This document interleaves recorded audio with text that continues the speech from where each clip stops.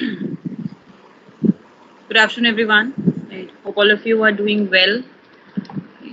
Okay, guys. So, how's the studies going on? Yes, everyone.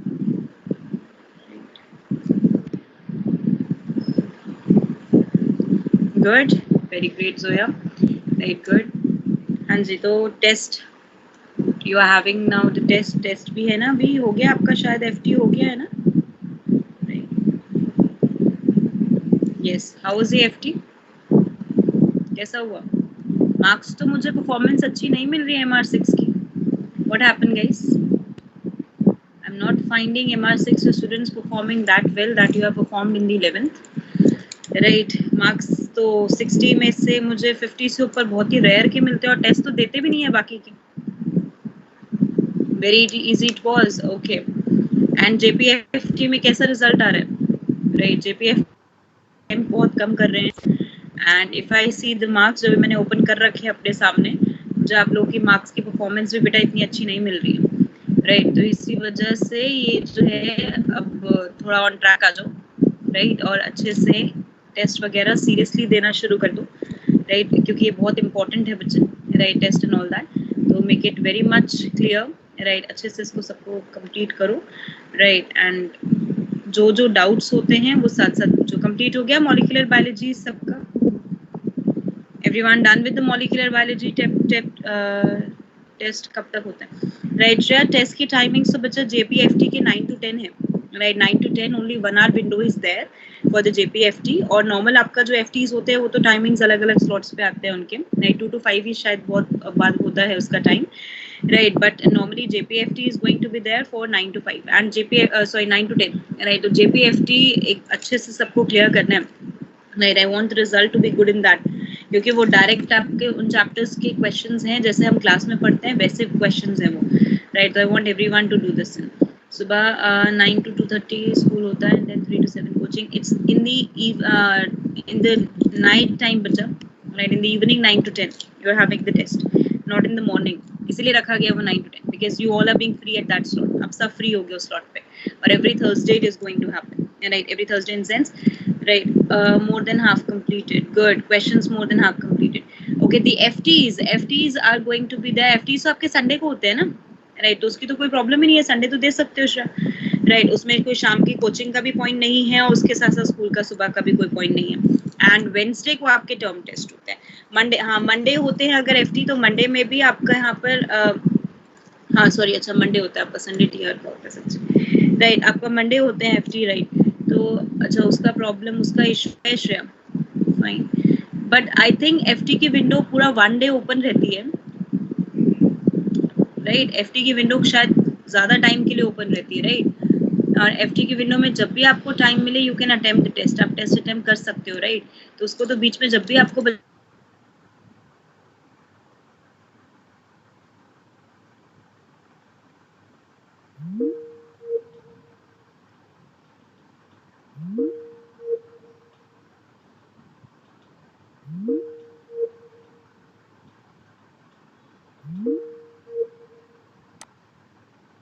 हो गया था, micro array तक करा दिया था ना मैंने पूरा last time. For 2 days. Yes, for 2 days it is valid. Oh, for 2 days it is valid. Right. Always Monday from 8 to 3. Okay. For 2 days it is valid. तो आप आराम से कर सकते हो बच्चे FT. राइट. तो FT तो बहुत आराम से आप दे सकते हो इसके अंदर. हाँ, FT का रिजल्ट हमारे पास बहुत बाद में आता है, आपका पहले नहीं आता है FT का रिजल्ट. JPFT का रिजल्ट हमारे पास उस टाइम आ जाता है, FTs का रिजल्ट नहीं आता. तो share try to give the paper बच्चा. राइट. टेस्ट दो and everyone just perform the test. और उसी के साथ साथ राइट कंप्लीट जो टेस्ट आप करते हो, राइट, उसका इवैल्यूएशन करो. उसके जो डाउट्स होते हैं वो पूछो. राइट. अब तो मैं इस वीक के बाद फ्री हो जाऊंगी क्योंकि क्रैश फिनिश हो जाएगा. राइट. तो I will be available for your doubt in the morning में अवेलेबल हो जाऊंगी आपके डाउट्स के लिए. राइट. तो जो भी डाउट्स हैं आपके वो सबके सब मॉलिक्यूलर बायोलॉजी, जेनेटिक्स से related in any of the chapter, right, वो सब कंप्लीट करो. ठीक है. राइट. तो कंप्लीट हो गया मॉलिक्यूलर बायोलॉजी, रिवाइज हो गया है सबका अच्छे से. फाइन. राइट. चलो आज एक क्विज कर लेते हैं फटाफट से. प्रिंसिपल ऑफ इनहेरिटेंस और मॉलिक्यूलर बायोलॉजी की. रेडी? सिंपल क्वेश्चंस होंगे. Right. Let's say who will answer first. Right. Answer कौन सबसे पहले करेगा. राइट. उसी पे देखेंगे. Fine. Okay guys, so be ready and everyone on the Telegram, right, ताकि मुझे दो जगह ना देखना पड़े MS और इसमें, एक ही बार Telegram पे मुझे आंसर करते चले जाना. Okay guys, now which law of the Mendelian inheritance is said to be the universal law of inheritance? Which law of Mendelian inheritance is said to be the universal law of inheritance? फटाफट से reply मिले, right. बहुत तेजी से Facebook के chat और WhatsApp के chat से ज्यादा थोड़ी स्पीड से message. Law of segregation, very good. Law of segregation is being the one, right. In which type of interaction, in which type of inheritance F1 hybrid do not resemble either of the parent? F1 hybrid do not resemble either of the parent. In which type of inheritance?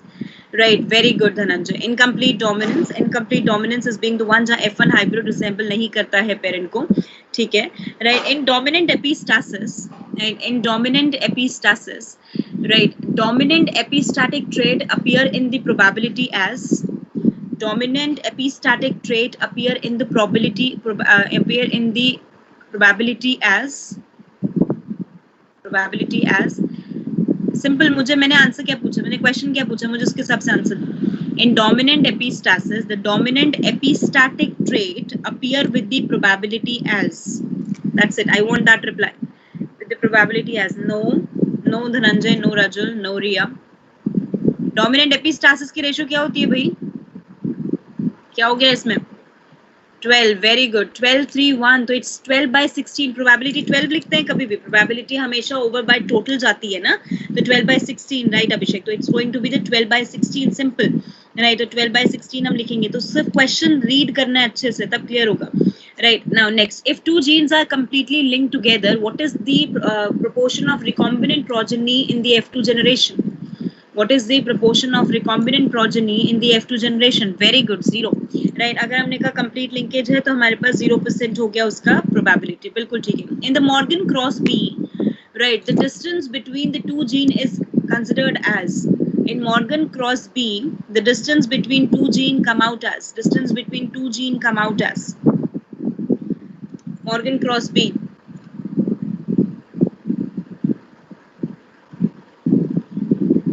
In Morgan cross B, distance between two gene come out as, right. No, Morgan cross B distance दो gene के बीच में recombinant से आता है. अभिषेक क्या हो गया? Right, recombinant कितना आया था उसके अंदर? Very good, right. recombination frequency, right Dhananjay, 32. हमने क्या कहा था वहां पर बेसिकली बेटा, राइट. वैसे recombination frequency हमेशा क्या होती है? 50% से कम, और पेरेंटल हमेशा क्या होगा? 50% से ज्यादा. तो उसके हिसाब से रिजल्ट आएगा ना हमारे पास, राइट. फाइन एवरीवन, याद रहेगा ये पॉइंट अच्छे से, right. Good. Which step of the translation is energy inexpensive step? Which step of the translation is energy inexpensive step? Energy inexpensive step. फटाफट से answer. Energy inexpensive step. Which step of the translation? Right. Transpeptidation. Right, Sanya. Transpeptidation is being the one. ठीक है. Right. In which type of inheritance uniparental inheritance is followed? In which type of the inheritance uniparental inheritance is followed? Uniparental inheritance is followed. Quickly. Uniparental inheritance is followed. Cytoplasmic. Very good. Cytoplasmic inheritance it is. Mitochondrial inheritance कह दो या फिर आप plastid inheritance कह दो. Simple cytoplasmic inheritance ऐसा होगा जहाँ maternal inheritance follow होगा completely. Very good. Right. Now the next one. इसी के बाद. Right. During the transcription in the eukaryote, right, one step represent dominance of the RNA world. What the step is? Right, बहुत simple question पूछ रही हूँ मैं, direct statement वाले. Splicing, very good. Splicing is being the one जहाँ पर हम कहते हैं कि we are able to find. Very good. Splicing is being the whole process जहाँ पर हमें find करेंगे process as a dominance of RNA world. Right, 5' cap is chemically named as. 5' cap is chemically named as. 5' cap को chemically name क्या देते हैं? 5' cap is chemically named as. पूरा नाम 7-methyl guanosine, right Jasmine? 7-methyl guanosine is being the one which is called as a 5' cap. Polymerization of poly A tail is done by the enzyme called. Polymerization of poly A tail is done by the enzyme called. Right, कौन से enzyme से होता है? Done by the enzyme called poly A polymerase. Is it a template dependent or a template independent? Is it a template dependent or a template independent polymerase enzyme? Independent. Very good. Template independent polymerase enzyme. Right. If lag Z do not function, if lag Z do not function, right, which activity of lacoperon in inducible state remain absent? Which activity of lacoperon in inducible state remain absent? If lag Z remain absent, which activity of lacoperon in inducible state remain absent? कौन सा activity absent रहेगा? If lag Z remain absent. Quickly.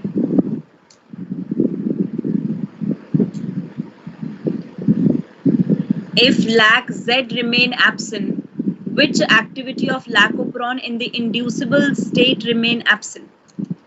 Inducible state में कौन सी activity उसकी absent रहेगी? Right, अगर lag Z absent है हमारे पास तो. Very good Aman.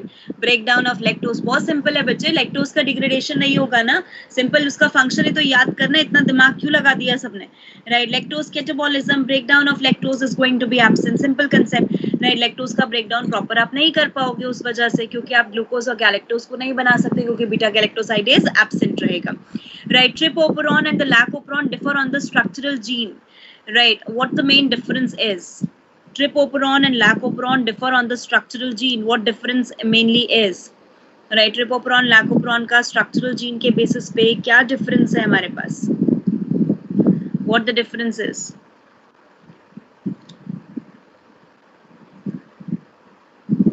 Tripoperon and lacoperon. Yes, rest of the people, Agriti, Abhinav, Adarsh,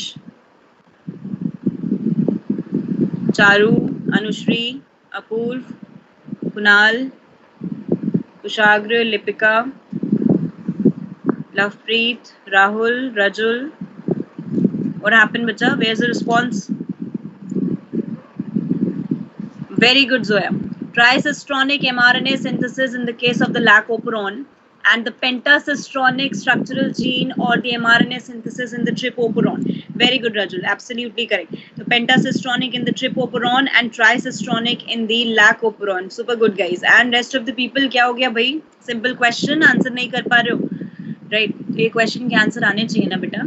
Right. ये तो simple से questions हैं. इसके answer तो मैं expect करती हूँ आप सबसे. Right. Complete यहाँ तक. अच्छा, फटाफट से एक question और लिखो.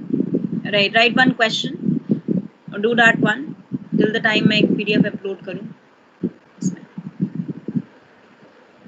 Okay, Kushagra, no worries. Right, चलो. Now write one question, guys. In a mRNA sequence,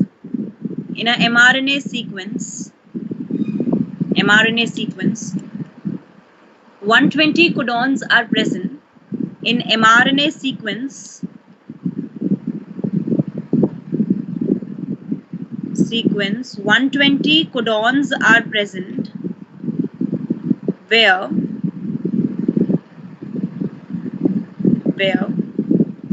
insertion of adenine occur at first position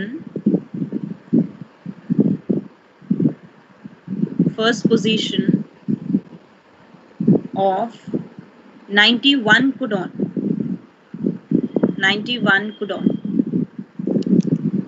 How many functional codon? How many functional amino acid? Codon nahi. How many functional amino acid appear in the polypeptide chain?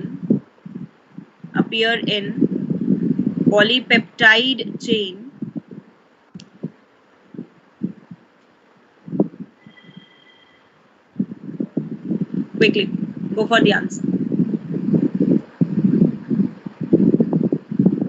Very good.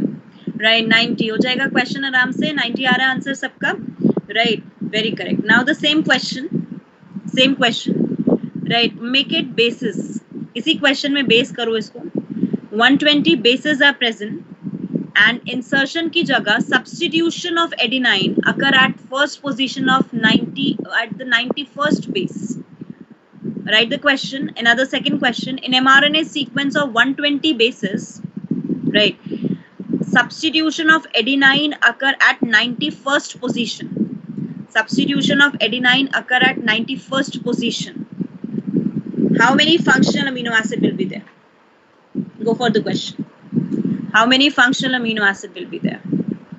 Okay, 30, 39.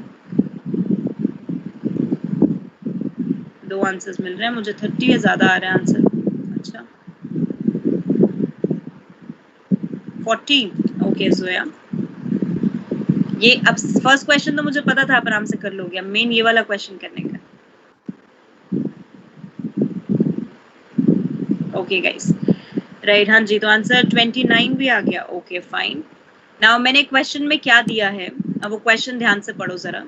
I said 120 bases are there, right? Agreed. 120 bases हमें given है. अब हमने कहा 120 bases हमें given है, तो इसका मतलब हमारे पास 3 बेस से एक कोडॉन बनता है. तो we have the development of, हमारे पास development कितने की हो गए? Let us suppose, let me take this page only, right? हाँ जी, तो अब let me so over here, एक second. Now in this complete,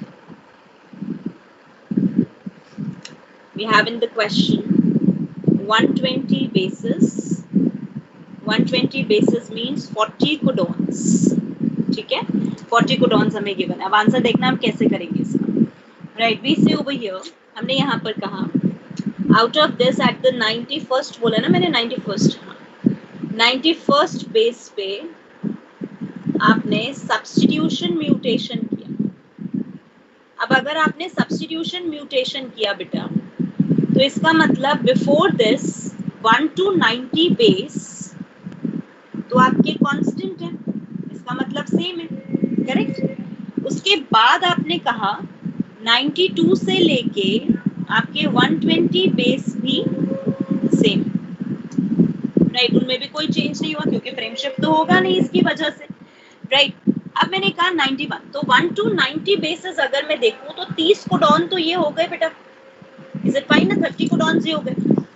अब 91 से लेके 120 अगर मैं देखूं, राइट, तो अगर मैं टोटल ये ट्रैक करती हूँ, राइट, तो आई हैव द कंप्लीट जो मेरे पास बेसिस बनेंगे, राइट, वो टोटल मेरे पास बेसिस बचेंगे 10 कोडॉन्स, 10 कोडॉन्स होंगे, राइट, जो कोड करेंगे. अब अगर 91 वाले पे होने की वजह से मिससेंस म्यूटेशन हुआ, लेट अस सपोज मिससेंस म्यूटेशन हुआ गई. सो मिससेंस म्यूटेशन हम क्या कहते हैं? Where one codon changes to second codon with different amino acid. तो मेरे पास अमीनो एसिड डिफर हो गया, means functional amino acid 40 - 1 that is 39, क्योंकि एक कोडॉन पे फर्क आएगा. अगर यही म्यूटेशन सेम सेंस होती तो सेम सेंस म्यूटेशन में हम कहते हैं first codon will change into second codon but with same amino acid. तो कोई फर्क नहीं आता मेरे पास, तो वापस कितने आते हैं मेरे पास? 40 amino acid.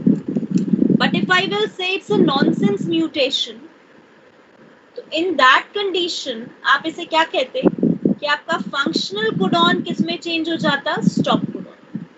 अगर वो 91st वाला codon that is 31st codon आपका स्टॉप कोडॉन बन जाता, तो फॉर्मेशन सिर्फ कितने की होती? 30. तो 30, 39 और 40. तो आंसर इज 30 और 39 और 40 डिपेंडिंग ऑन द चॉइस. अब समझ आ गया क्वेश्चन सबको? Everyone understood, right? कैसे आंसर किया? तो आपको क्वेश्चन देखना पड़ेगा बेटा कौन सा म्यूटेशन है. Is it going to be a substitution mutation? Is it going to be a same sense mutation? Is it going to be a missense mutation? कौन सा टाइप का म्यूटेशन हो रहा है, क्वेश्चन क्या कह रहा है, हमें उसके हिसाब से हमें इसको डिफाइन करना पड़ेगा. Everyone understood? यहाँ तक पॉइंट सबको क्लियर हुआ ना कैसे करना है क्वेश्चन? राइट, याद रहेगा ये पॉइंट अच्छे से? Fine, right. कोई डाउट इसके अंदर? यस एवरीवन, कंप्लीटेड है यहाँ तक का टास्क. आगे बढ़ जाऊं, right. So moving to the next chapter, strategies for enhancement in the food production. अभी मैंने एनसीईआरटी का चैप्टर क्यों उठाया यहाँ पर? क्योंकि एनसीईआरटी की लाइन बहुत इंपॉर्टेंट है इस चैप्टर के लिए. क्या इस चैप्टर के आगे के पूरे इकोलॉजी तक के लिए मैं एनसीईआरटी की लाइंस उठाऊंगी, उसका एक्स्ट्रा मैं खुद कराऊंगी साथ साथ एनसीईआरटी की लाइंस, और at the end of the chapter I will give you the PPT. Right. मैं आपको स्लाइड दूंगी जिसमें जो आपको एक्स्ट्रा चीजें जो मैंने लिखी हैं, वैसे वो लिखने में ही कवर हो जाएंगी तो पीपीटी देने की जरूरत नहीं पड़ेगी, बट स्टिल क्रैश वालों की पीपीटी है तो I can give you, right, वो मैं आपको दे दूंगी उसमें। फाइन, तो ये आपको पार्ट ध्यान रखना है बच्चे। इस चैप्टर से जो हम शुरू करने वाले, बहुत छोटे छोटे चैप्टर है, हार्डली 2-3 क्लास का एक चैप्टर खत्म होंगे फटाफट से, right. So by, if I will say now, अभी अगस्त है तो by the first week of the October we will winding up the 12th syllabus, right. 12th syllabus हम वाइंड अप कर देंगे, राइट, क्योंकि आपका इकोलॉजी थोड़ा टाइम ले जाएगा, right. And after that we are going to have the 11th recap, 11th की recap session start करेंगे जहाँ 11th का सिलेबस रिकैप करेंगे, प्रैक्टिस क्वेश्चंस करेंगे, राइट। तो अब जो मेन चीज है वो हमें चैप्टर्स भी खत्म करने हैं और प्रिंसिपल ऑफ इनहेरिटेंस और मॉलिक्यूलर बायोलॉजी के पैकेज क्वेश्चंस भी करने हैं। तो जो पैकेज के क्वेश्चंस है वो मैं एक एक क्वेश्चन क्लास में कराऊंगी, ठीक है। लेकिन उससे पहले ये, राइट, कि आपको वो करके आने क्वेश्चन, उसके डाउट्स में क्लास में लूंगी, लाइक सेक्शन ए के एक दिन, सेक्शन बी के अगले दिन। तो मैं नेक्स्ट इस थर्सडे आपको बताऊंगी उसका टाइम टेबल कैसे हमें करना है, और वो उसके हिसाब से मैं पीडीएफ भी अपलोड करके रखूंगी, राइट, ताकि वो क्वेश्चन साथ साथ पूरे होते रहें 12th के। और यही सेम चीज हम 11th के लिए भी करेंगे, राइट, ताकि क्वेश्चन प्रैक्टिस पूरी हो जाए, राइट। इन चैप्टर के लिए बिल्कुल नोट्स बनाने हैं बेटा, बिकॉज बहुत सिंपल चैप्टर्स हैं, ध्यान रखना है। ये चैप्टर एनसीईआरटी ने जो दे रखा है बच्चे, इसको 2 पार्ट में डिवाइड किया है। शायद आपने अभी एनिमल हस्बेंड्री जू में शुरू कर दिया होगा, I don't know about that, लेकिन ये चैप्टर 2 में डिवाइडेड है। One is the animal husbandry part and another is the, right, आपका बॉटनी का प्लांट ब्रीडिंग पार्ट। तो प्लांट ब्रीडिंग से रेस्ट ऑफ द पार्ट हम करेंगे, एनिमल हस्बेंड्री आपको सर कराएंगे। तो इस चैप्टर के अंदर आपकी जो मेन सब हेडिंग्स हैं, right, these are the one. ये आपका जू का पार्ट है, बचा हुआ ये पूरा पार्ट आपका बॉटनी का है जो हम यहाँ स्टडी करने वाले हैं क्लास में।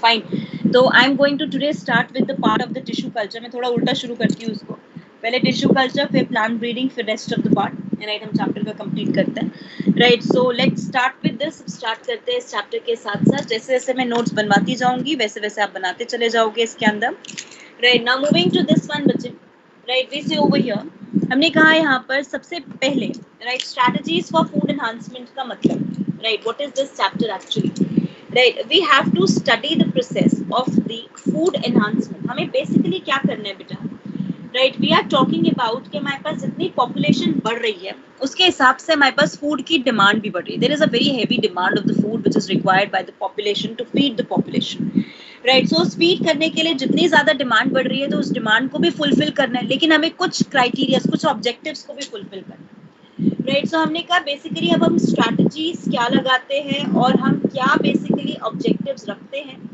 राइट। तो हमें वो देखना है, राइट। तो सबसे पहले वी सेज दैट, सबसे पहले हमने यहाँ कंसेप्ट पढ़ा, what are the objectives, right, objectives for today's world, आज के वर्ल्ड के लिए, वर्ल्ड स्टेबलाइजेशन, उसके लिए आज के ऑब्जेक्टिव्स हमारे पास क्या हैं with respect to food enhancement. Food enhancement के हिसाब से हमारे पास मेन ऑब्जेक्टिव्स क्या हैं, राइट। ऑब्जेक्टिव्स हमने क्या रखे, तो हमने कहा द वेरी फर्स्ट ऑब्जेक्टिव, जो सबसे पहला ऑब्जेक्टिव हम लेके चलते हैं, right, that first objective for the today's world satisfaction stabilisation for the food enhancement, we have to increase the crop productivity. हमें क्रॉप की प्रोडक्टिविटी ज्यादा चाहिए, हमें क्रॉप की यील्ड ज्यादा चाहिए, ताकि हम उससे ज्यादा अमाउंट में प्रोड्यूस को डेवलप कर सकें, राइट। सेकंड ऑब्जेक्टिव, मुझे प्रोडक्टिविटी जहां पर ज्यादा चाहिए वहीं पर मुझे डिसीज रेजिस्टेंस भी चाहिए। I also need the disease resistance in the crop, right. Crop में मुझे डिसीज रेजिस्टेंस चाहिए, that is resistance against bacterial, viral and fungal infections, right. Bacterial diseases जो हो रही हैं, राइट, बैक्टीरियल, वायरल और फंगल इन्फेक्शंस, इनके अगेंस्ट हमें यहाँ पर रेजिस्टेंस चाहिए, right. Apart from this we say the third category, अब हमें एक कंसेप्ट, एक और चीज चाहिए, that is basically being the one जहाँ डिसीज रेजिस्टेंस मुझे चाहिए वहीं पर मुझे पेस्ट रेजिस्टेंस भी चाहिए। I also need the paste resistance in the crop, right, कि क्रॉप में इंसेक्ट के अगेंस्ट, राइट, पेस्ट रेजिस्टेंस मिले, राइट, मुझे वहां पर उसको रेजिस्टेंस डेवलप किया जाए कि उसके अगेंस्ट भी उसमें डैमेज ना हो। और फोर्थ मेरे पास ऑब्जेक्टिव आता है, that I want to have the, right, जहां प्रोडक्टिविटी बढ़ा रहे हो वहां पर उसकी न्यूट्रिशनल वैल्यू भी बढ़ानी, और न्यूट्रिशनल वैल्यू बढ़ाने का मतलब you have to go for the biofortification. Biofortification means increasing nutrient value, right, nutrient value, क्या आप क्रॉप तो बढ़ा दोगे ठीक है, लेकिन फायदा क्या है, जिस क्रॉप के अंदर प्रोटीन का कंटेंट ना हो, जिसको खाने के बाद भी माल न्यूट्रिशन की प्रॉब्लम हो। तो इन 4 ऑब्जेक्टिव्स को हमें अकम्प्लिश करना है। ये मेरे पास 4 मेजर ऑब्जेक्टिव्स हैं। अब पॉइंट दिमाग में आता है कि how to complete this objective, इन ऑब्जेक्टिव को कैसे पूरा किया जाए, कैसे एक्चुअली में हम इन 4 ऑब्जेक्टिव्स की तरफ मूव करें, राइट। तो we say there are the main strategies. अब हमने यहाँ डिफाइन किया, राइट, कि the strategies to accomplish this particular, right, fourth is not visible, that's basically this one, which is biofortification, ठीक है, right. Fourth is the biofortification, Zeeshan, right, that is increasing nutrient value of the crop, right. Now the point is, note हो गया बच्चे, right, कि हम क्या क्या strategies को लेके चले। हमने कहा स्ट्रैटेजी क्या होनी चाहिए, तो we have the 4 strategies by which we can accomplish these 4 objective. इन 4 ऑब्जेक्टिव्स को हम कंप्लीट कर सकते हैं, राइट। तो स्ट्रैटेजीज टू कंप्लीट और these objectives, right, these objectives. अब ये हमारे पास क्या स्ट्रैटेजीज हैं, right, let's talk about that. तो हमने कहा स्ट्रैटेजीज में सबसे पहली स्ट्रैटेजी मेरे पास आती है, which is called as conventional plant breeding। हमने कहा पहली स्ट्रैटेजी मुझे जो फॉलो करनी है, that is basically conventional plant breeding, right। conventional plant breeding का मतलब मैं यहाँ पर बहुत सुपीरियर वेराइटीज को सेलेक्ट करूँ, उनके ट्रेड्स को मैं हाइब्रिडाइज कराऊँ, एक हाइब्रिड को बनाऊँ जिस हाइब्रिड के अंदर सारे के सारे सुपीरियर ट्रेड्स हों, और फिर उसको सेलेक्ट करके मार्केट में रिलीज करूँ। तो I'll go for hybridization and selection, that is conventional plant breeding। या फिर मैं डिटेल में पूरा पढ़ेंगे, सारी टेक्निक्स हम डिटेल में पढ़ेंगे। कन्वेंशनल प्लांट ब्रीडिंग के बाद हमने कहा लेट सपोज अगर किसी में कोई चीज कम है और म्यूटेशन डाल के वो पूरी हो सकती है, तो I go for mutation breeding, right, और call mutational breeding. Mutational breeding का मतलब पहले मैं इंट्रोडक्शन करूं म्यूटेशन का, तो इंट्रोडक्शन ऑफ म्यूटेशन, और म्यूटेशन का इंट्रोडक्शन करके हम क्या कराएं वहां पर प्लांट ब्रीडिंग। तो हमें प्लांट ब्रीडिंग ही करना है, ब्रीडिंग का मतलब हाइब्रिडाइजेशन ही करना है, लेकिन म्यूटेशन को इंट्रोड्यूस करा। Third we can say we will go for genetic engineering. अब जेनेटिक इंजीनियरिंग ये प्रोसेस में नहीं पढ़ाऊंगी, ये आपको पूरा सर पढ़ाएंगे, मंशीन सर, ज़ूलॉजी का टॉपिक है जेनेटिक इंजीनियरिंग, जहां पर हम लेके चलते हैं HBD RDT, recombinant DNA technology. बहुत इंटरेस्टिंग टॉपिक है ये, बहुत अच्छे से पढ़ना है, राइट, कि हम जेनेटिक इंजीनियरिंग को कैसे इंट्रोड्यूस करते हैं प्लांट्स के अंदर। And the fourth one is कि we can have the plant tissue culture technique, right. हम प्लांट टिश्यू कल्चर को भी यूज कर सकते हैं as a strategy to complete this objective. तो हमने कहा ये मेरे पास 4 ऑब्जेक्टिव हो गए कि मुझे प्लांट ब्रीडिंग कराना है, मुझे म्यूटेशनल ब्रीडिंग भी करा सकती हूँ, मैं जेनेटिक इंजीनियरिंग भी करा सकती हूँ, एंड मैं प्लांट टिश्यू कल्चर भी करा सकती हूँ। जहां पर बच्चे conventional plant breeding is the most common strategy, ये सबसे कॉमन स्ट्रैटेजी है मेरे पास, जिसको मैं बहुत बार अडॉप्ट करती हूँ ताकि मैं ये पूरी टेक्निक को कंप्लीट कर सकूं, राइट। हम चारों ऑब्जेक्टिव को इसके थ्रू अकम्प्लिश कर सकते हैं कन्वेंशनल प्लांट ब्रीडिंग के। जेनेटिक इंजीनियरिंग आज के टाइम पे एक बूम टेक्नोलॉजी है, बूम का मतलब आज के टाइम पे सबसे रनिंग टेक्निक है जिसको हम यूज कर रहे हैं, genetic engineering and plant tissue culture, right. ये हम मेनली 2 चीजें यूज कर रहे हैं। म्यूटेशनल ब्रीडिंग में सक्सेस के चांसेस थोड़े कम है, प्लांट में भी कम है, वैसे तो प्लांट ब्रीडिंग में भी इतने कोई सक्सेस के चांस नहीं है, लेकिन comparative to plant breeding mutation breeding में और भी कम है, क्योंकि म्यूटेशन आप इंड्यूस करा रहे हो, उससे के थ्रू रिजल्ट आता है नहीं आता, what will be the effect which is going to be there, we are not sure about it, right. That's why we will say the chances of the success will be comparatively less, right. तो अब हम सबसे पहले start करेंगे plant tissue culture, फिर हम करेंगे conventional breeding, mutational breeding, जिसके बीच में मैं सारे इन्हीं के स्ट्रैटेजीज के साथ साथ मैं इनकी सारी एप्लीकेशंस बताती चली जाऊंगी कि किस किस एग्जाम्पल को आपको याद करना है, क्योंकि एग्जाम्पल बहुत सारे इसमें याद करने के, number of variety you have to remember, तो वो सब एग्जाम्पल्स हम करेंगे। फाइन एवरीवन, जेनेटिक इंजीनियरिंग का बायोटेक में पार्ट गिवन है, सेकंड चैप्टर, बीटी कॉटन का एप्लीकेशन, नेमेटोड रेजिस्टेंस का एप्लीकेशन, राइट। ये बहुत अच्छे से पूरा प्रोसेस वहां समझना है। जब एक बार पढ़ लोगे उसको तो मुझे बताना, मैं एक बार फिर रिकैप भी कराऊंगी उसका, right, when you will study it in zoology. जब पढ़ लोगे तो इस चैप्टर के हिसाब से मैं बताऊंगी उसके बारे में, राइट, लेकिन वो तभी जब आप उसको कंप्लीट करेंगे, right. Now I am going to start with the plant tissue culture, right. अब मैं स्टार्ट करूंगी प्लांट टिश्यू कल्चर के साथ, that is PTC, like plant tissue culture और पीटीसी। अब पहली स्ट्रैटेजी हम यहाँ से करेंगे, राइट। तो let's start with this plant tissue culture पे आ जाते हैं फटाफट से, right, and will continue with the process. Right, यहाँ तक का पूरा समझ आ गया है, राइट। एग्जांपल्स, हाँ बिल्कुल, मेन एग्जांपल के सारे एग्जांपल एनसीईआरटी के, एग्जांपल एनसीईआरटी से बाहर के हम बहुत 2-3 ही होंगे ज्यादा से ज्यादा, ये बताऊंगी, इससे ज्यादा नहीं, राइट। सब इसमें ये चैप्टर एनसीईआरटी में जो दे रखा है ना, दी बेस्ट है, ठीक है, right. Now moving to the plant tissue culture. Plant tissue culture है क्या हमारे पास? हमने कहा plant tissue culture is a technique of clonal propagation. Clonal propagation का क्या मीनिंग है? आप बिल्कुल क्लोन प्लांट बना रहे हो, एग्जैक्टली क्लोन डेवलप कर रहे हो, क्लोन बना रहे हो, क्लोनल प्रोपगेशन कर रहे हो, right, from part of the plant, जिस प्लांट से आप बनाना चाहते हो, which is the mother, right. Mother plant से, मदर, ये मदर मेल फीमेल कोई भी प्लांट हो सकता है, पहली बात, राइट। लेकिन ये मदर प्लांट का मतलब जिससे आप बना रहे हो, right, under aseptic conditions, aseptic conditions के under you are going to have the development of the clonal propagation. आप क्लोन्स को बनाओगे, that is the technique which is called as a plant tissue culture, उसे हम कहते हैं। तो ये हम पूरा process, this is a technique which is going to follow up the in vitro development of plants, in vitro development of young plantlets, young plantlets की in vitro development कर रहे हो, like in vitro development means lab में development कर रहे हो, using suitable environment, right, suitable nutrient and growth conditions, right, nutrient और growth condition दे रहे हो इन कंप्लीट स्टेरिलाइज्ड एनवायरनमेंट, पूरी तरीके से स्टेरिलाइज्ड एनवायरनमेंट के अंदर, राइट, कंप्लीट स्टेरिलाइज्ड एनवायरनमेंट में you are going to follow this, आप इसको फॉलो करोगे, प्रॉपर इन विट्रो डेवलपमेंट आप कराओगे, राइट, लैब के अंदर आप उसे प्रॉपरली डेवलप कराओगे। This is called PTC, called plant tissue culture. अब इसी को हम कैसे करते हैं वो स्टार्ट करते हैं। Everyone clear? यहाँ तक माइक्रो प्रोपगेशन याद है ना सबको, 9th-10th में पढ़ा है ना, छोटे छोटे प्लांटलेट्स बनाना, राइट, लैब में using that complete explant, right. तो अब हमने कहा what are the steps, right, steps of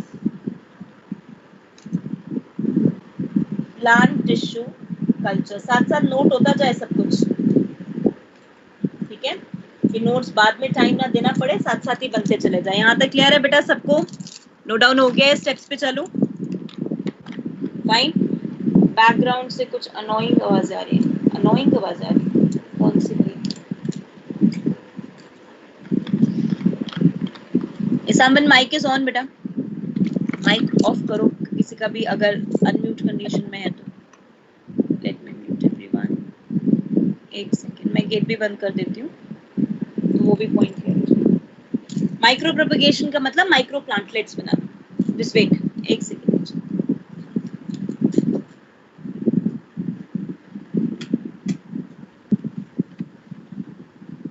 अभी ठीक है? माइक्रो प्रोपगेशन का simple meaning, development of the micro plantlets from the part of the plant, young young plants छोटे छोटे से बनाना, that is called micro propagation. I hope अब background voice नहीं होगी, ठीक है Ankit? Fine, okay guys. Now moving to the steps of the plant tissue culture, let's say one by one how we are going to state it, right, the whole process. Now in this complete, सबसे पहला step हमारे पास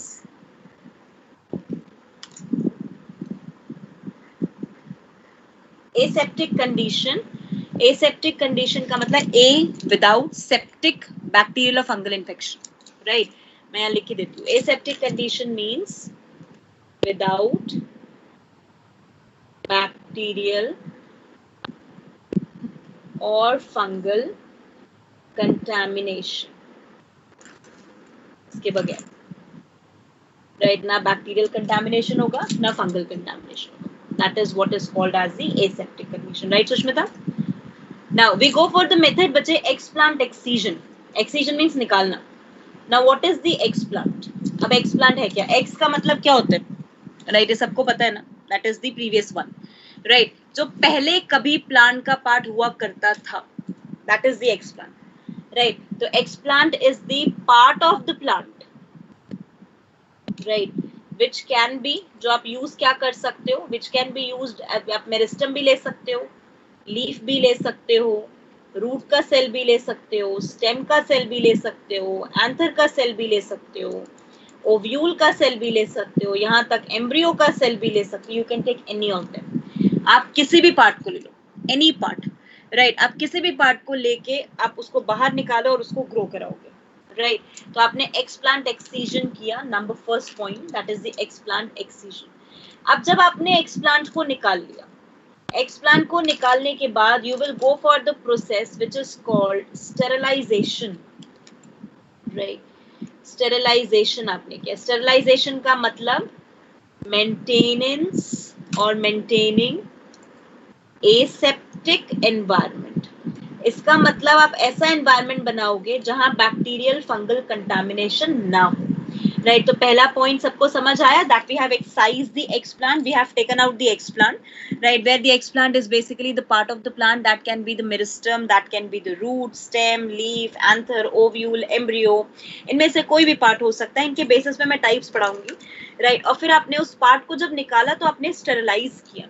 अब आपने sterilise ना दो तरीके से किया, you will sterilise it in the two methods, right. अब वो दो मेथड्स कौन से हैं स्टेरिलाइजेशन के, right. If we will talk about the sterilisation now, मैं अगर स्टेरिलाइजेशन की बात करूं तो we will say the first method is the complete sterilisation, right, and another is called as the surface sterilisation. इसका मतलब एक ऐसा मेथड जहां पर आप सारे वेसल्स को, राइट, जो भी आप वेसल्स यूज करने वाले हो, जो भी आप स्पेस यूज करने वाले हो, जो भी आप एक्सप्लांट यूज कर रहे हो, हर एक चीज को आपने स्टेरिलाइज कर दिया। You will sterilise each and everything, हर एक चीज को आपने स्टेरिलाइज कर दिया, दैट इज कंप्लीट स्टेरिलाइजेशन। लेकिन अगर वहीं पर मैं कहूंगी कि आप स्टेरिलाइजेशन कर रहे हो वो पूरे के पूरे सरफेस की कर रहे हो, सरफेस का मतलब जो आप प्लेटफॉर्म यूज कर रहे हो वहां की कर रहे हो, that is called surface sterilisation, right. लेकिन अगर ओवरऑल पूरे लैब का, पूरे सिस्टम का स्टेरिलाइजेशन कर रहे हो, that is complete sterilisation. And दोनों स्टेरिलाइजेशन के लिए जो मेथड्स यूज होते हैं, right, the methods which can be used is the autoclaving, या तो आप ऑटोक्लेविंग करोगे या फिर आप डिसइंफेक्टेंट्स को यूज करोगे, राइट। तो डिसइंफेक्टेंट्स को यूज करना और ऑटोक्लेविंग करना दो मेथड्स है। डिसइंफेक्टेंट्स में आप क्लोरोक्स को यूज करते हो या फिर आप अल्कोहल को यूज करते हो, लाइक 70% टू 90% अल्कोहल की रेंज में आप उसको यूज करते हो, जो आज सैनिटाइजर की फॉर्म हम देख रहे हैं ना, दैट्स बीइंग द वन। अब हम आते हैं ऑटोक्लेविंग क्या होता है, right, what is the autoclaving, right. Once again I explain. Sterilisation का मतलब बच्चे आपने एसेप्टिक एनवायरनमेंट बनाना है, आपने हर चीज को इस तरीके से ट्रीट करना है कि उसके ऊपर कभी भी कोई बैक्टीरियल फंगस का इन्फेक्शन ना हो। अब आप बैक्टीरिया फंगस का इन्फेक्शन नहीं कराना चाहते उसके ऊपर, जिसकी वजह से या तो आपने सिर्फ उसके सरफेस को स्टेरिलाइज कर दिया, या फिर आपने उसके सरफेस को भी और उसी के साथ साथ आपने उसके कंप्लीट सिस्टम को, पूरे के पूरे स्ट्रक्चर को, हर चीज को आपने स्टेरिलाइज कर दिया, दैट्स द कंप्लीट स्टेरिलाइजेशन। तो कंप्लीट स्टेरिलाइजेशन का मतलब ओवरऑल वेसल्स भी, सरफेस भी, एक्सप्लांट भी, एवरीथिंग। सरफेस का मतलब only explant and the space which where you are doing the experiment, right, आपने सिर्फ उसको स्टेरिलाइज किया। इन दोनों मेथड के लिए आप ऑटोक्लेविंग, आपको याद है मैंने ऑटोक्लेविंग आपको 11th में ही बताया था। ऑटोक्लेविंग क्या होता है, जहां पर हम वाटर के वेपर्स को, स्टीम को बेसिकली यूज करते हैं to kill the bacterial and fungal spores.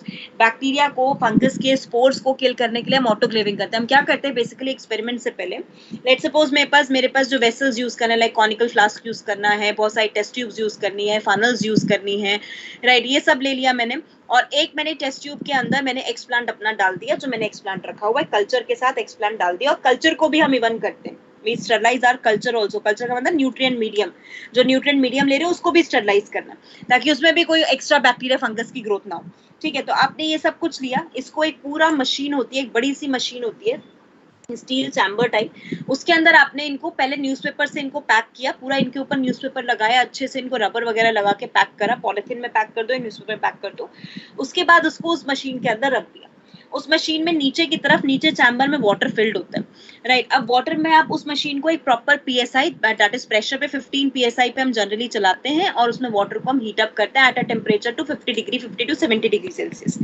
अब वो टेम्परेचर पे हीट अप हो रहा है, वाटर के स्टीम्स आ रहे हैं, इट विल स्टार्ट। और बिल्कुल जैसे वो होता है ना हमारे पास किचन में प्रेशर कुकर होता है, वैसे उसका प्रेशर नॉब होता है। प्रेशर नॉब को रिलीज कर दोगे, वो प्रेशर की वजह से उस पे से स्टीम जनरेट होगी अंदर ही मशीन के अंदर, और वो स्टीम जो होगी ये जितने बैक्टीरियल और फंगल स्पोर्स है उनको मारेगी, उनको किल करेगी, राइट क्योंकि वो टेम्परेचर उतना हो जाएगा। जब वो प्रेशर रिलीज हो जाएगा, जब पूरा स्टीम इवेपोरेट हो जाएगी ना, तो जैसे हम कहते हैं प्रेशर कुकर का काम होता है कि पूरा स्टीम इवेपोरेट हो जाती है तो प्रेशर कुकर रिलीज हो जाता है, तो वैसे वो रिलीज हो जाएगा proper.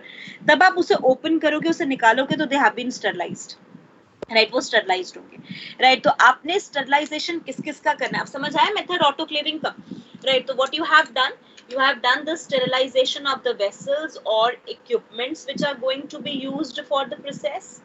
You have done it for the nutrient medium, जो nutrient medium लेके चल रहे हो, प्लस उसी के साथ साथ जो आप एक्सप्लांट लेके चल रहे हो, इन सब का आपने क्या, न्यूट्रिएंट मीडियम और एक्सप्लांट का तो हमेशा हम किससे करेंगे, ऑटोक्लेविंग से, right, that has to be done by autoclaving. This is called complete sterilization, right। लेकिन अभी बताती हूँ न्यूज़पेपर से भी क्यों कवर करते हैं। सरफेस स्टरलाइजेशन जब हम करते हैं तो सरफेस स्टरलाइजेशन हम जनरली डिसइंफेक्टेंट से करते हैं।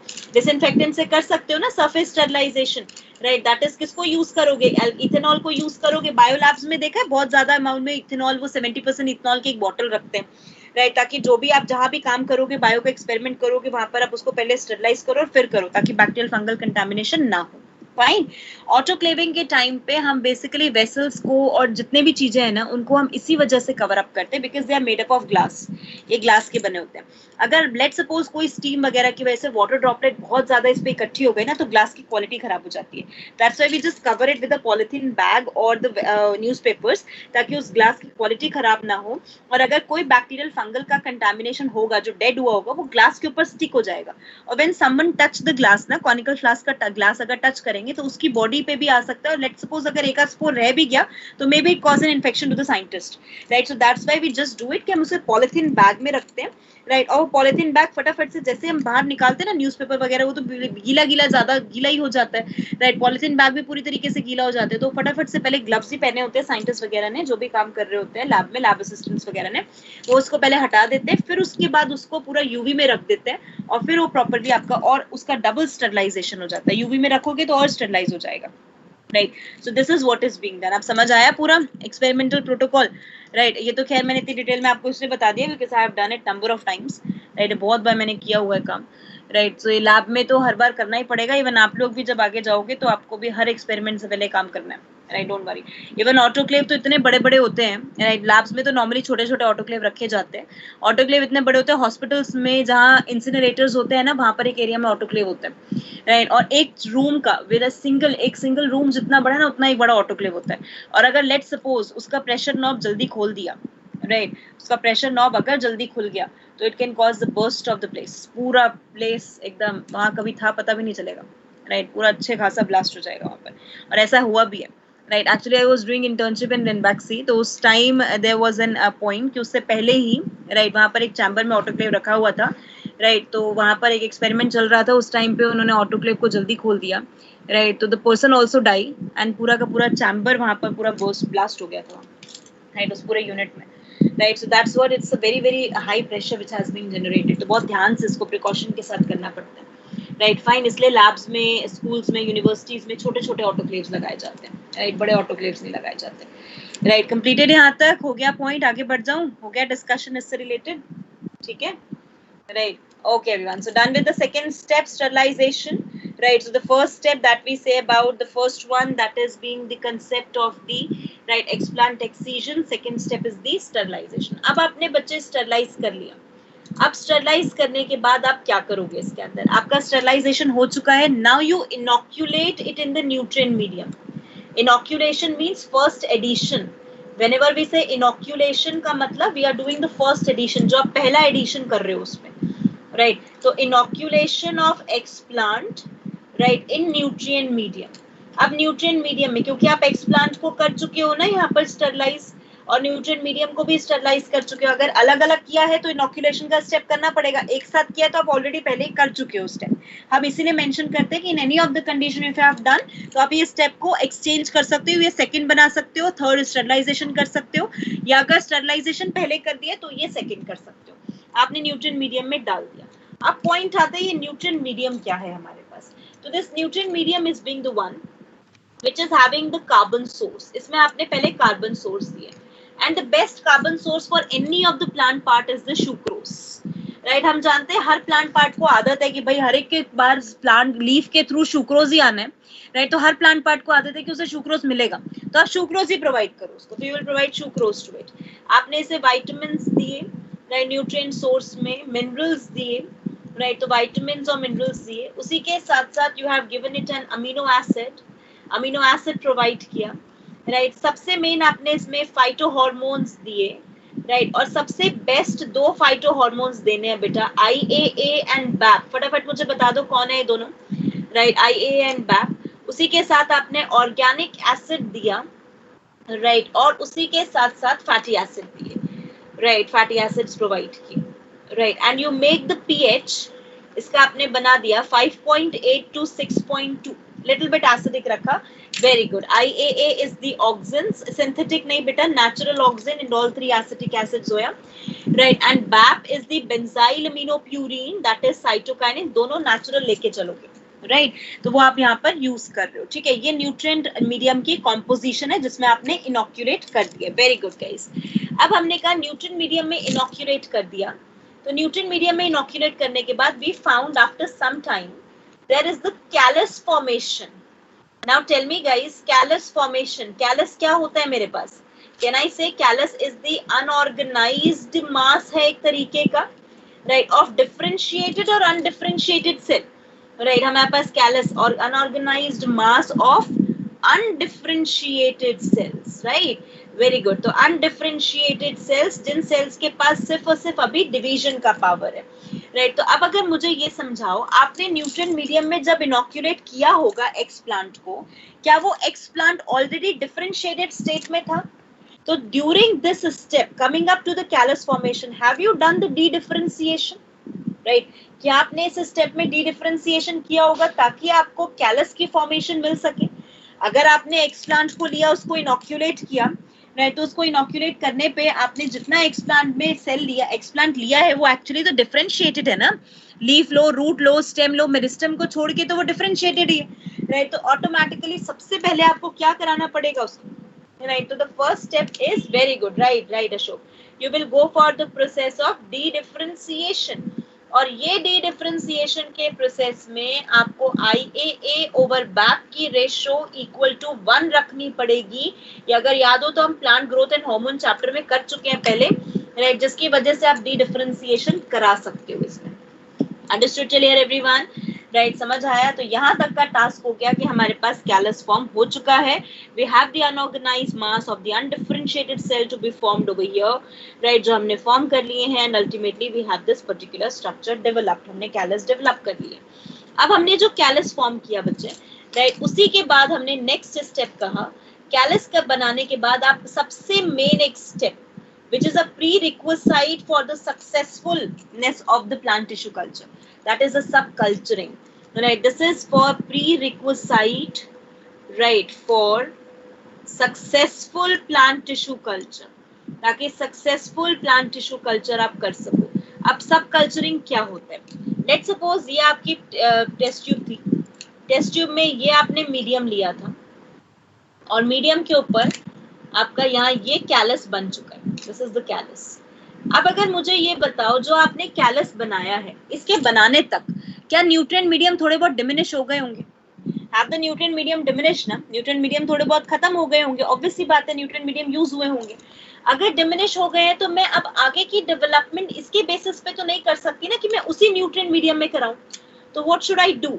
मैंने नई टेस्ट ट्यूब्स बनाई, हर टेस्ट ट्यूब में फ्रेश न्यूट्रिएंट मीडियम डाला, I'll add the fresh nutrient medium to it, हर एक में fresh nutrient medium डाला, right? सब कल्चरिंग बेटा, सब कल्चरिंग निकुंज, right? अब ये fresh nutrient medium जो मैंने डाला है, इस fresh nutrient medium के अंदर, right, I'll add इस fresh nutrient medium पे मैंने पार्ट एक्स प्लांट का डाल दिया, तो एक्स प्लांट का थोड़ा थोड़ा पार्ट मैंने फोर्सेप्स से उठाया, और फोर्सेप्स से उठा के थोड़ा थोड़ा पार्ट डाल दिया। क्या अगर आपने कैलस के पार्ट को 3 में डिवाइड कर दिया, क्या आप 3 प्लांट्स बना सकते हो इससे? यस गाइस, 3 या 4 या 5 जितने में भी डिवाइड कर दिया, क्या आप उतने नंबर ऑफ प्लांट्स को डेवलप कर सकते हो? तो क्लोनल प्रोपगेशन हुआ ना, you have propagated the number ना, राइट? प्लस आपने फ्रेश न्यूट्रिएंट मीडियम भी दे दिया। तो सब culturing is transferring part of callus, callus के पार्ट्स को ट्रांसफर किया, parts of callus to the fresh nutrient medium, right? fresh nutrient medium में आपने उसके पार्ट को ट्रांसफर कर दिया. That process is called as subculturing. इस प्रोसेस को आपने subculturing रेफर किया. कंप्लीटेड यहाँ तक टास्क अच्छे से, राइट, ताकि आप मेजॉरिटी ऑफ द प्लांट्स को बना सको, फ्रेश न्यूट्रिएंट मीडियम दे सको. आप सबकल्चरिंग करने के बाद आप सबसे पहले अब इसमें प्रोसेस शुरू करोगे डिफरेंशिएशन का कैलस के अंदर. और डिफरेंशिएशन कराते time, right, you will add, एक मिनट बेटा इसके बाद बताती हूँ बच्चे. डिफरेंशिएशन कराते टाइम आप सबसे पहले शूट को बनाते हो. You will go for shoot initiation, right. Shoot initiation means development of, right, आप डेवलपमेंट करोगे यहाँ पर शूट सिस्टम का. और अगर मुझे बच्चे शूट इनिशिएशन करना है तो टेल मी मुझे किसकी जरूरत है? Should I need the bap और शुड आई नीड द आईए? आई नीड द बैप बच्चे. शूट इनिशिएशन कराने के लिए हमारे पास साइटोकाइनिन काम करता है. ऑक्सिन तो रूट बनाने के लिए काम करता है, याद नहीं है? Auxin is responsible for root initiation, cytokinin responsible for shoot initiation, right. हम ग्रोथ नहीं करा रहे, ग्रोथ कराने के लिए ऑक्सिन काम करेगा शूट की, और रूट की ग्रोथ कराने के लिए साइटोकाइनिन काम करेगा. इनिशिएशन के लिए उल्टा काम होता है दोनों का. तो अगर आपने बैप ज्यादा रख दिया तो tell me IAA by BAP की रेशो लेस देन 1 और ग्रेटर देन 1. इसकी रेशो कितनी हो गई मेरे पास? The ratio is going to be very good, less than 1. तो we say the ratio is less than 1. Completed यहाँ तक का टास्क अच्छे से, राइट. देखो अब हमने, मैं वापस एक बार रिकैप दे दूं. हमने जो कैलस बनाया बच्चे, राइट, जो कैलस हमने यहाँ पर डेवलप किया है, the callus is basically being the one which is the unorganised mass of the undifferentiated cell, जो आपने बनाया जब आईएए बाय बैप की रेशो आपने 1 के इक्वल कर दी. You have for develop the complete callus at that point. अब जब आपने वो कैलस बना दिया तो कैलस बनाने के बाद क्योंकि न्यूट्रिएंट्स खत्म हो चुके थे तो फ्रेश न्यूट्रिएंट में उसे ट्रांसफर कर दिया. That method is called as the subculturing. उस मेथड को आपने सबकल्चरिंग का नाम दे दिया. अब आपने जब सबकल्चरिंग कर दिया, उसको फ्रेश मीडियम में ट्रांसफर कर दिया, तो उसके बाद आपने उसका डिफरेंशिएशन स्टार्ट किया. And on differentiation you have the first time development of the shoot. और सेकंड, अब डिफरेंशिएशन शूट इनिशिएशन करने के बाद नेक्स्ट स्टेप क्या करूंगी मैं वहां पर, right. After shoot initiation I go for the 7th step which is called as the root initiation. अब हमने स्टेप कर दिया रूट इनिशिएशन. इसका मतलब अब हम डेवलपमेंट कराएंगे किसकी?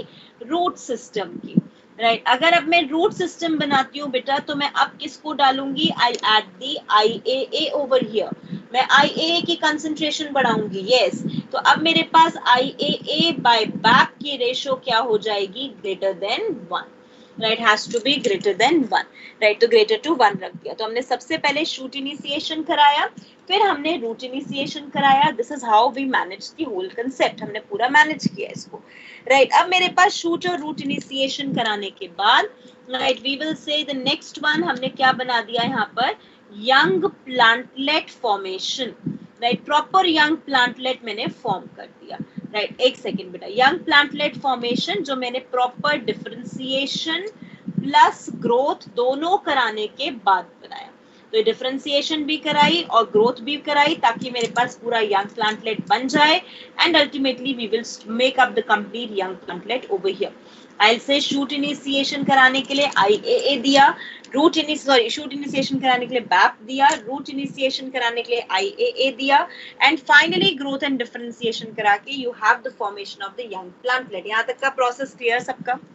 Everyone understood till here?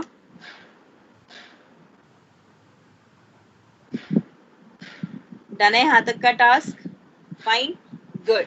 अच्छा, अब हमने यहाँ पर देखो इसके अंदर we have form the young plantlet. अब ये यंग प्लांटलेट को जब आपने बनाया ना तो आपने इसकी की हार्डनिंग. ये सबसे मेन स्टेप है, hardening and acclimatisation. Now what is this step? अब ये स्टेप बहुत ध्यान से समझना. Hardening and acclimatisation. मान लो आपने यंग प्लांटलेट बनाया बच्चे, वो यंग प्लांटलेट आपने सारी सूटेबल कंडीशंस को रख के बनाया. वो यंग प्लांटलेट आपने बनाया जहां पर आपने एनवायरनमेंट को बेस्ट मेंटेन रखा है. बेस्ट मेंटेन का मतलब, राइट, यंग प्लांटलेट बनाते टाइम आपने हर चीज मैनेजेबल रखी है कि everything which is going to be there. वहां न्यूट्रिएंट्स आप उसको मैक्सिमम दे रहे थे, आप हर चीज उसकी मैनेज कर रहे थे. टेम्परेचर आपको ये देखना है कि क्या अभी प्लांट के अंदर कुछ रेजिस्टेंस है भी या नहीं है. Is the plant having any resistance or not? क्योंकि अगर resistance नहीं होगा तो फायदा क्या है? Because plant tissue culture का सबसे main फायदा है कि मुझे resistant वाला plant बनाना है जिसमें resistance हो, right? तो अब मैं कैसे बनाऊंगी ऐसा प्लांट जिसके अंदर प्रॉपर रेजिस्टेंस होगा? तो वी विल से हमने क्या किया, प्लांट को अनफेवरेबल कंडीशन में ग्रो करा दिया ताकि उसका रेजिस्टेंस शो हो पाए। तो हार्डनिंग का मतलब, hardening is exposing plant to hard conditions or you can say harsh conditions। इतनी भी harsh नहीं देने की मजा है, राइट, लेकिन हाँ इतनी हार्ड जरूर देनी है कि उसमें रेजिस्टेंस डेवलप हो जाए। एग्जाम्पल, राइट, आप प्लांट को ग्रो करा दोगे लो या हाई टेम्परेचर, ऑप्टिमम के से नहीं कराओगे, राइट, उसको ह्यूमिडिटी ज्यादा दे दोगे, राइट, हाई ह्यूमिडिटी दोगे ताकि वो अपने अंदर वो स्ट्रेस कंडीशंस में ग्रो कर सके। They are actually the stress conditions, right. उसी के साथ साथ आप लाइट कम कर दोगे, राइट, ताकि उनके अंदर वो अपने आप को मैनेज कर पाए, अपना पूरा डेवलपमेंट उस हिसाब से कर पाए। जब प्लांट ये सब करके रेजिस्टेंस डेवलप कर लेगा, when the resistance developed in the plant, ये एक टेक्निक होती है। ऑब्वियसली बात है ना, अगर हम कहते हैं हम भी अगर किसी स्ट्रेस कंडीशन में रहते हैं तो उस स्ट्रेस कंडीशन में रहने की वजह से वी हैव अ पॉइंट कि हमारे पास इतनी हैबिट हो जाती है कि हाँ ठीक है, हमारी बॉडी, लेट्स सपोज अगर हमारी बॉडी की बात की जाए तो बॉडी अगर डिसीज में रह रही है तो उसे पता है कि यार इसके अगेंस्ट एंटीबॉडी बनानी है, एंटीबॉडीज बनते बनते धीरे धीरे हमारी बॉडी उसके अगेंस्ट रेजिस्टेंस डेवलप कर लेती है। तो सेम उस तरीके से रेजिस्टेंस डेवलप हुआ और रेजिस्टेंस डेवलप करने के बाद आपने अब उसे एक्लिमेटाइज कर दिया, तो you will go for acclimatisation. Acclimatisation का मतलब नाउ ट्रांसफरिंग द प्लांटलेट को ट्रांसफर कर दिया in the natural condition, natural environment. Natural environment का मतलब अब प्लांट कर दो उसको सॉइल में, नेचुरल एयर उसको मिले, राइट, हर चीज उसको नेचुरल मिले, तो आपने उसे सॉइल में प्लांट कर दिया। जब सॉइल में प्लांट कर दिया तो acclimatisation will lead to the complete developed plant. अब आपके पास कंप्लीट डेवलप्ड प्लांट आ चुका है जिसके पास रेजिस्टेंस भी आ गया, जिसकी यील्ड भी अच्छी हो गई और ऑटोमेटिकली वो बिल्कुल क्लोन भी हो गया मदर पेरेंट के, right? This is what is the main objective of the plant tissue culture, and these are the 9 steps that have been done in order to obtain the complete maximum growth, right? Everyone understood yahan tak ka point? Clear hai yahan tak concept अच्छे से, right? So we will say transferring the plant in the natural soil, that is acclimatization, and this is the one which is called hardening।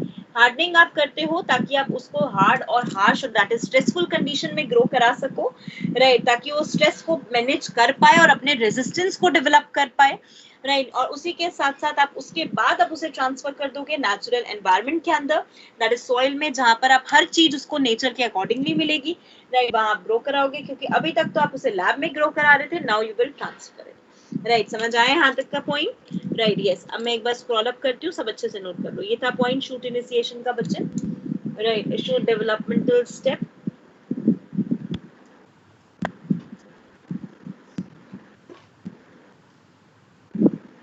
Fine. उसी के बाद आपका root initiation,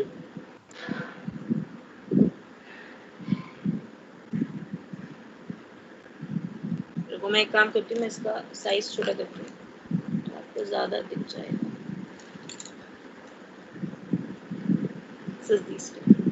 दिख रहा है बेटा? थोड़ा पेज ज्यादा कवर हो जाएगा उससे। सब कल्चरिंग, ठीक है। फिर उसी के बाद आपका shoot initiation, root initiation to the young plantlet.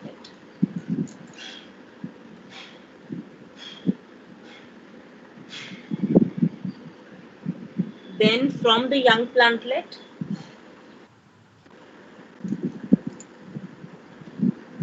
we go for hardening and acclimatization.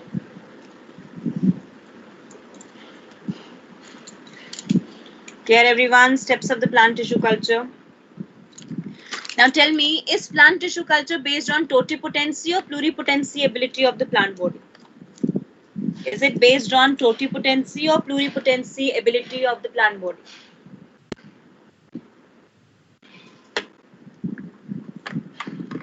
Very good, Sana. Totipotency. Absolutely correct. It is based on the totipotency ability. Why? Because we have made that the one part of the plant can form the complete plant, right? So it is based on the totipotency ability of the plant body, right, that's being the main point over here. हमने कहा यहाँ पर he says plant tissue culture is based on totipotency ability of plant body. Totipotency ability पे depend करता है, right, plant. Understood till here. And उसी के साथ साथ and open growth in plants. Open growth क्या पढ़ते हैं हम? ओपन ग्रोथ किस प्रोसेस की वजह से होती है? Which process defines the open growth in the plant? कौन सा प्रोसेस डिफाइन करता है ओपन ग्रोथ को? सोचो फटाफट से. Secondary development. Very good, Sanya. Open growth because of the process of the dedifferentiation. Dedifferentiation कराया ना, right? And redifferentiation. तो dedifferentiation and redifferentiation की वजह से हम ये define करते हैं. Completed till here? Understood? समझ आ गया आप सबको अच्छे से?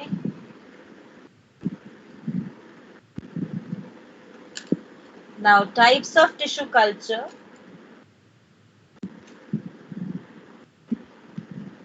On the basis of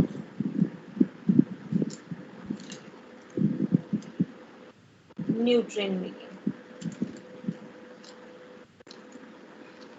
nutrient medium के बेसिस पे हम टाइप्स पढ़ेंगे. स्टार्ट करें? यहाँ तक का डन है सबका?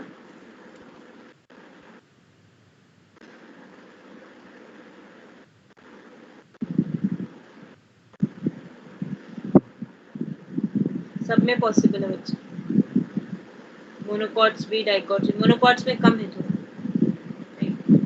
ये that's a very smart question everyone, right. None of you have think about it except Sushmita, right. ये मैं क्वेश्चन ही पूछती वैसे आपसे अभी आगे, राइट. प्लांट टिश्यू कल्चर अभी मैंने लिखा ओपन ग्रोथ पे डिपेंडेंट है, डी डिफरेंशिएशन रीडिफरेंशिएशन पे डिपेंडेंट है. तो क्या मोनोकॉट्स इतने सक्सेसफुली कर पाएंगे इसको, राइट? क्योंकि मोनोकॉट्स के अंदर सेकेंडरी ग्रोथ तो होता नहीं है, मोनोकॉट्स के अंदर डी डिफरेंशिएशन का प्रोसेस तो होता नहीं है, राइट. लेकिन मोनोकॉट्स के अंदर डी डिफरेंशिएशन का प्रोसेस होता है बट बहुत कम होता है. They go for the process of the dedifferentiation, लेकिन हाँ उसको कम रेट पे करते हैं. इसीलिए मोनोकॉट्स प्लांट टिश्यू कल्चर कर सकते हैं लेकिन बहुत रेयर, राइट, बहुत कम, राइट, बहुत कम प्रोसेस कर सकते हैं. बस आप उसमें ये कराना चाहो लैब में, क्योंकि करा रहे हो तो आप किसी भी एजेंट को यूज करके करा सकते हो. You can expose them to do that. लेकिन नेचुरली अगर पूछोगे तो हाँ एबिलिटी कम. अब समझ आया point, right. Now moving to this one बच्चे, type of tissue culture on the basis of the nutrient medium. अब न्यूट्रिएंट मीडियम के बेसिस पे अगर हम टाइप देखें तो सबसे पहला हमारे पास आता है that is the callus culture, right. Number first, right, callus culture. And the second is called as the suspension culture. तो एक मेरे पास आ गया कैलस कल्चर और एक मेरे पास हो गया सस्पेंशन कल्चर. अभी क्या है, लेट्स टॉक अबाउट दैट, उसके बारे में स्टेट करते हैं, right. Callus culture and suspension culture.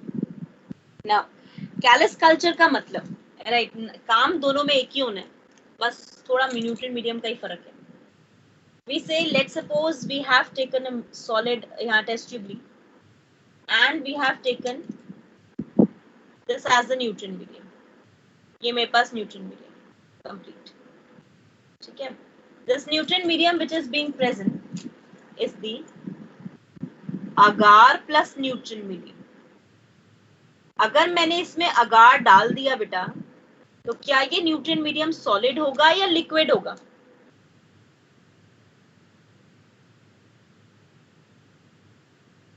Agar solidifying होता है ना, जेल टाइप होगा, मतलब सॉलिड होगा, हमारे पास प्रॉपर लिक्विड तो नहीं होगा, राइट. तो हमने कहा it's being the one, right. जो हमने अगार यहाँ पर डाल दिया और इसके ऊपर यहाँ हम अब कैलस को ग्रो करा रहे हैं. This is where the callus is being growing. यहाँ हमारे पास कैलस ग्रो कर रहा है. That's basically defined as the callus culture, right. लेकिन अब अगर मैंने कहा सस्पेंशन कल्चर में करती हूँ, सस्पेंशन कल्चर इज दिस. इसमें न्यूट्रिएंट मीडियम मेरे पास इस तरीके से सॉलिड नहीं है, nutrient medium is liquid, right. तो ये मेरे पास क्या है, दिस इज हैविंग ब्रॉथ, ये ब्रॉथ को कैरी कर रहे हैं, प्लस न्यूट्रिएंट मीडियम। ब्रॉथ का मतलब आप अगार डालोगे लेकिन लिक्विड जो सॉलिडिफाई नहीं होता वो डालोगे, ब्रॉथ होता है एक अगार ब्रॉथ जो सॉलिडिफाई नहीं होता। तो ये क्या हो गया मेरे पास, लिक्विड न्यूट्रिएंट मीडियम। ठीक है, न्यूट्रिएंट मीडियम के कॉम्पोजिशन में कोई फर्क नहीं आ रहा, बस अगार और विदाउट अगार वाला फर्क है। फाइन। अब आपने इसके अंदर एक एगिटेटर लगा रखा, you have fit one agitator और also called impeller, जो एक ब्लेड है, जैसे वो होता है ना घर पे ग्राइंडर्स होते हैं, राइट, जिनका ब्लेड होता है, छोटा सा ब्लेड होता है, they just move, right, same उस तरीके से कम स्पीड पे मूव करेगा ताकि न्यूट्रिएंट मीडियम स्टैग्नेंट ना रहे, राइट, वो घूमता रहे, राइट, इस वजह से। और जो कैलस होगा मेरे पास वो किस फॉर्म में रहेगा, callus remain like this, callus pieces में रहेगा मेरे पास, this is where the callus is present. तो कैलस पूरी तरीके से मास नहीं बनाएगा, रादर ये हमारे पास कैलस भी प्रॉपर्ली इसके अंदर मूव करता रहेगा। Everyone understood, right? तो that's basically the difference in the callus और द सस्पेंशन कल्चर। हम कैलस कल्चर को न्यूट्रिएंट मीडियम में रख रहे हैं, सस्पेंशन कल्चर हम लिक्विड में रख रहे हैं। अगर कैलस में देखा जाए बेटा, राइट, कैलस कल्चर के अंदर यू परफॉर्म दी सब कल्चरिंग, आप सब कल्चरिंग को परफॉर्म करते हो, एंड उसी के साथ साथ यहाँ पर क्या करते हो, यहाँ पर नए मीडियम को डालते हो, यहाँ से नए मीडियम को, पुराने मीडियम को निकालते हो। तो you just do the refining of the nutrient medium, आप न्यूट्रिएंट मीडियम को रिफाइन करते हो। ठीक है, राइट, समझ आया कैलस और सस्पेंशन कल्चर का मीनिंग, राइट? तो you will do this one ताकि आप इसमें एगिटेटर इम्पैलर इसलिए दे रहे हो प्रॉपर एरेशन मिल सके और प्रॉपर ग्रोथ हो सके। इन दोनों में से बेस्ट कौन सा होगा बेटा, किसमें ज्यादा ग्रोथ आने के चांस है, बेस्ट ग्रोथ आने के चांस है अकॉर्डिंग टू यू? सस्पेंशन और callus? Suspension, very good. Suspension culture shows majority and maximum growth को शो करेगा, ऑब्वियस सी बात है, क्योंकि वहां पर आप उसको एगिटेट भी कर रहे हो, आप सेल्स को पूरा अच्छे से ग्रो भी करा रहे हो, नहीं तो वहां पर ग्रोथ पूरे अच्छे से मिलने के चांस है। लेकिन मोस्ट कॉमनली यूज्ड कौन सा है, callus culture, right? Most commonly used is a callus culture, क्योंकि सस्पेंशन कल्चर में थोड़ी थोड़ी देर में मुझको वहां पर न्यूट्रिएंट मीडियम डाल के निकालना पड़ता है, लेकिन कैलस कल्चर में वही थोड़ी मेरे पास कम हो जाते हैं चांसेस, जिसकी वजह से हम कॉमनली यूज जो करते हैं वो कैलस कल्चर को करते हैं, लेकिन मोस्ट इफेक्टिवली यूज जो है वो कौन सा है मेरे पास, सस्पेंशन कल्चर। याद रहेगा पॉइंट?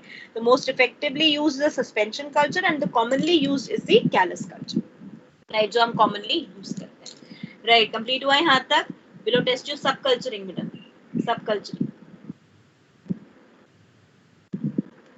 Completed, right? पॉइंट समझ आ गया यहाँ तक का पॉइंट? Understood till here? ये टाइप क्लियर हो गए अच्छे से? Fine, right? Now the types of plant tissue culture based on type of explant.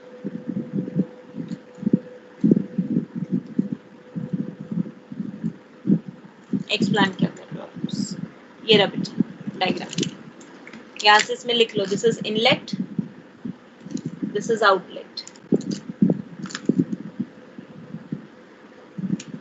Inlet से फ्रेश डालोगे, आउटलेट से यूज्ड निकालोगे, that's what you are doing over here. Fine ma'am? हाँ जी बेटा।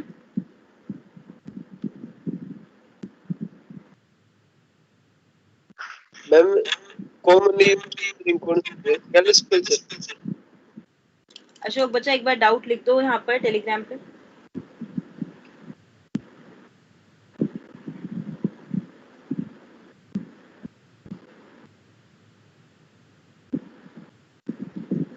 कंप्लीटेड है यहाँ पर। एगिटेटर, एगिटेटर का मतलब मिक्सिंग, जो मिक्स कर रहा है, एगिटेशन मिक्सिंग, राइट?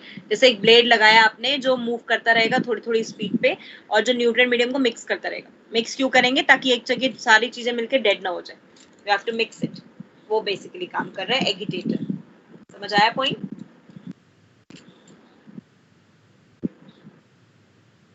डन, आगे बढ़ जाओ. Most common, yes, most commonly used is this. This is the most commonly used. Callus culture. Fine.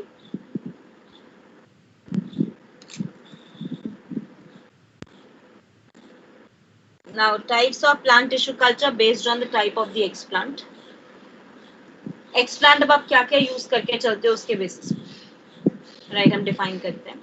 Right, type of PTC based on the explant. Right, start करें meristem culture से. Right, okay. Meristem culture क्या मतलब होगा यहाँ पर? सब culturing का मतलब हमको transferring the callus, part of the callus to the fresh nutrient medium so that you can have the proper growth of the plant. अब प्लांट के, यंग प्लांट की अच्छे से ग्रोथ करा सको, उसे प्रॉपर नरिशमेंट दे सको. ठीक है, दैट इज कॉल्ड सब culturing. Right, completed. Right, now explant आप क्या यूज करके चलोगे बच्चे यहाँ पर? Meristem, where the meristem is either selected as the shoot apical or root apical meristem. क्या in suspension culture each part of the callus, each part of the, नहीं नहीं मिलके बनाते हैं, they will combine together. Right, callus break जरूर हो जाएगा, पहले वो सारे के सारे बड़े बड़े कैलस बनेंगे, फिर प्लांट, वो एक से ज्यादा तो बनेंगे ही बनेंगे, वेरी श्योर. राइट, लेकिन वो सब बेसिकली मिक्स होते चले जाते हैं, एक साथ कंबाइन होते चले जाते हैं. राइट, उसे हम डिफाइन करते हैं. कंप्लीटेड है यहाँ तक?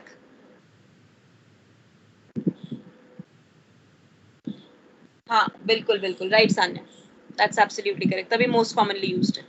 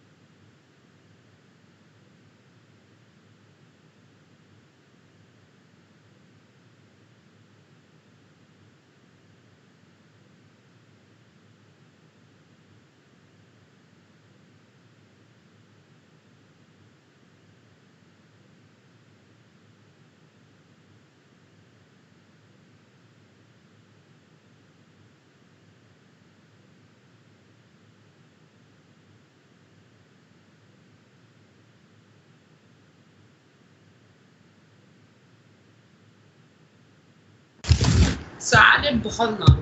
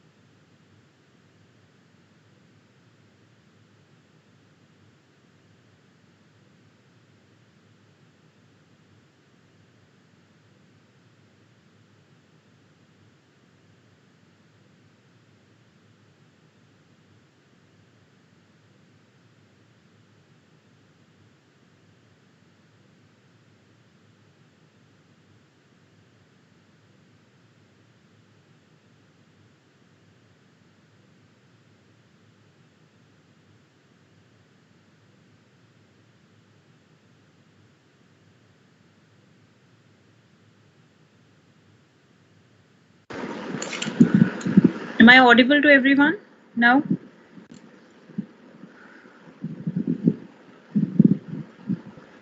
Yes. Oh, finally. I was trying from the last 2-3 minutes to log in ही नहीं हो रहा था.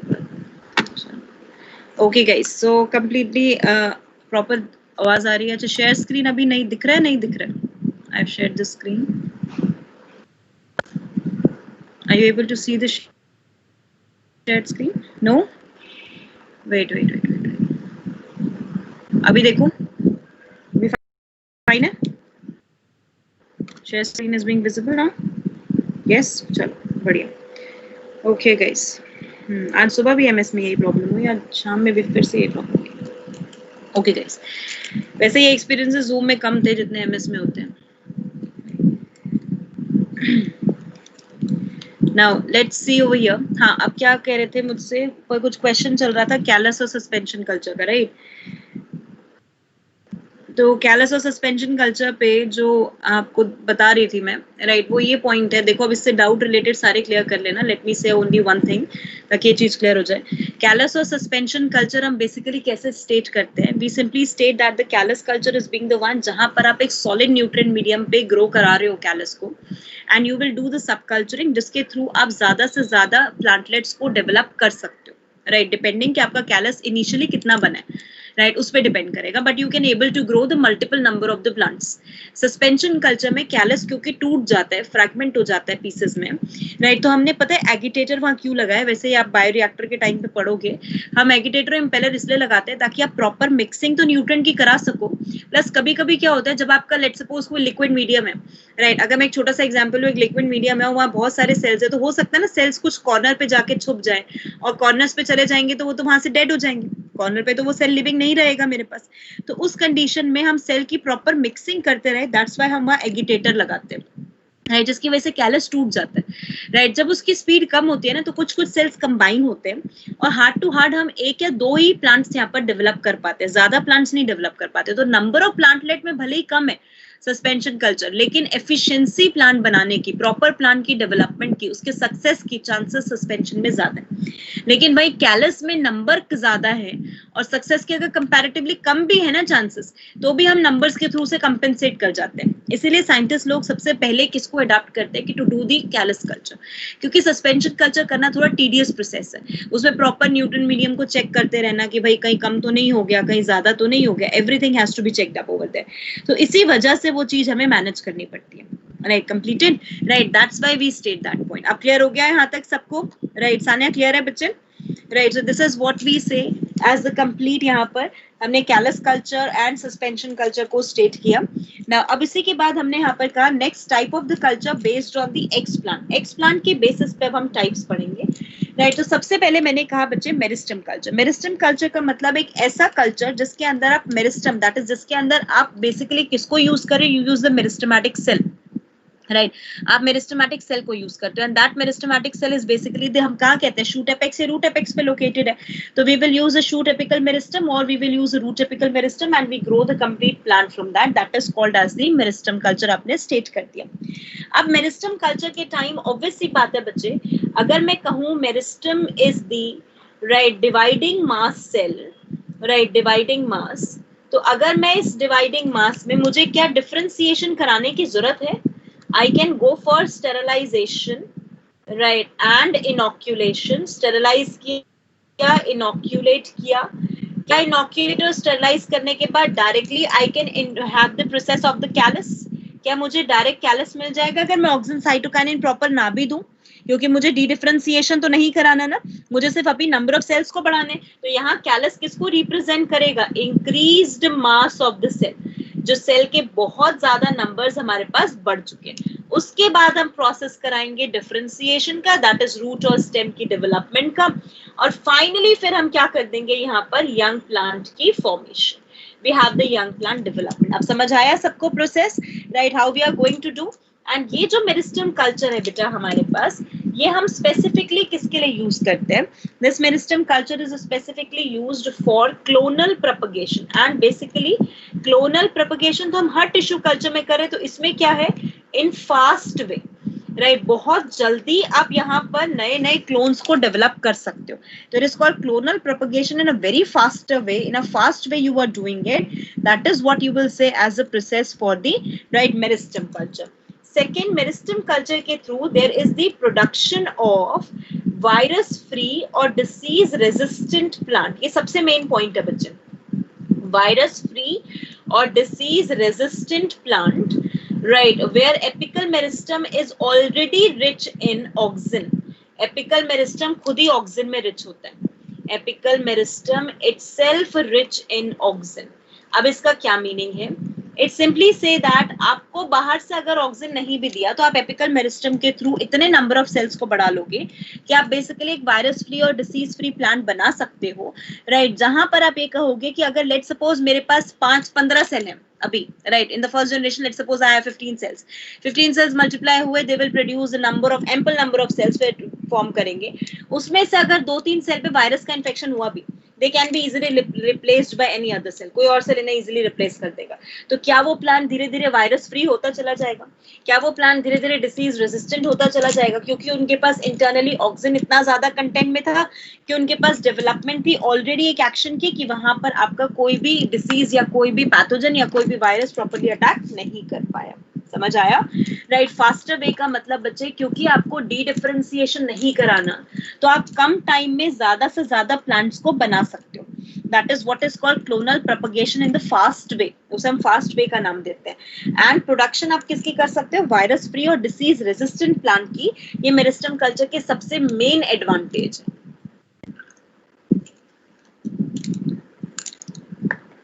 कंप्लीटेड विद दिस पॉइंट, समझ आ गया बच्चे से, right. The production of virus free disease resistant plant, that's being the task for this, जो इसके लिए हमारे पास प्रॉपर पूरा का पूरा एक टास्क है। कंप्लीट यहाँ तक, right. Now the second type पे चले अब इसमें मेरिस्टम कल्चर के बाद, राइट। तो the second one is we are talking about embryo culture.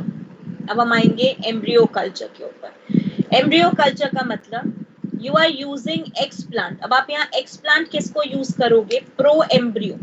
अच्छा, एम्ब्रियो की डेवलपिंग स्टेजेस सबको याद है, right. We say embryo has a developing stages कि embryo as a pro embryo भी होता है और embryo as a complete globular embryo भी होता है, right. Remember this point, right, this is being there, जो हम यहाँ पर डिफाइन करते हैं। तो हम कहते हैं एम्ब्रियो हमारे पास पूरा का पूरा जो हमने प्रोसेस पढ़ा था, राइट। तो embryo as a complete pro embryo जब हम इसे कहते हैं तो हम कहते हैं जहां पर कोई भी डिफरेंशिएशन का प्रोसेस नहीं होता।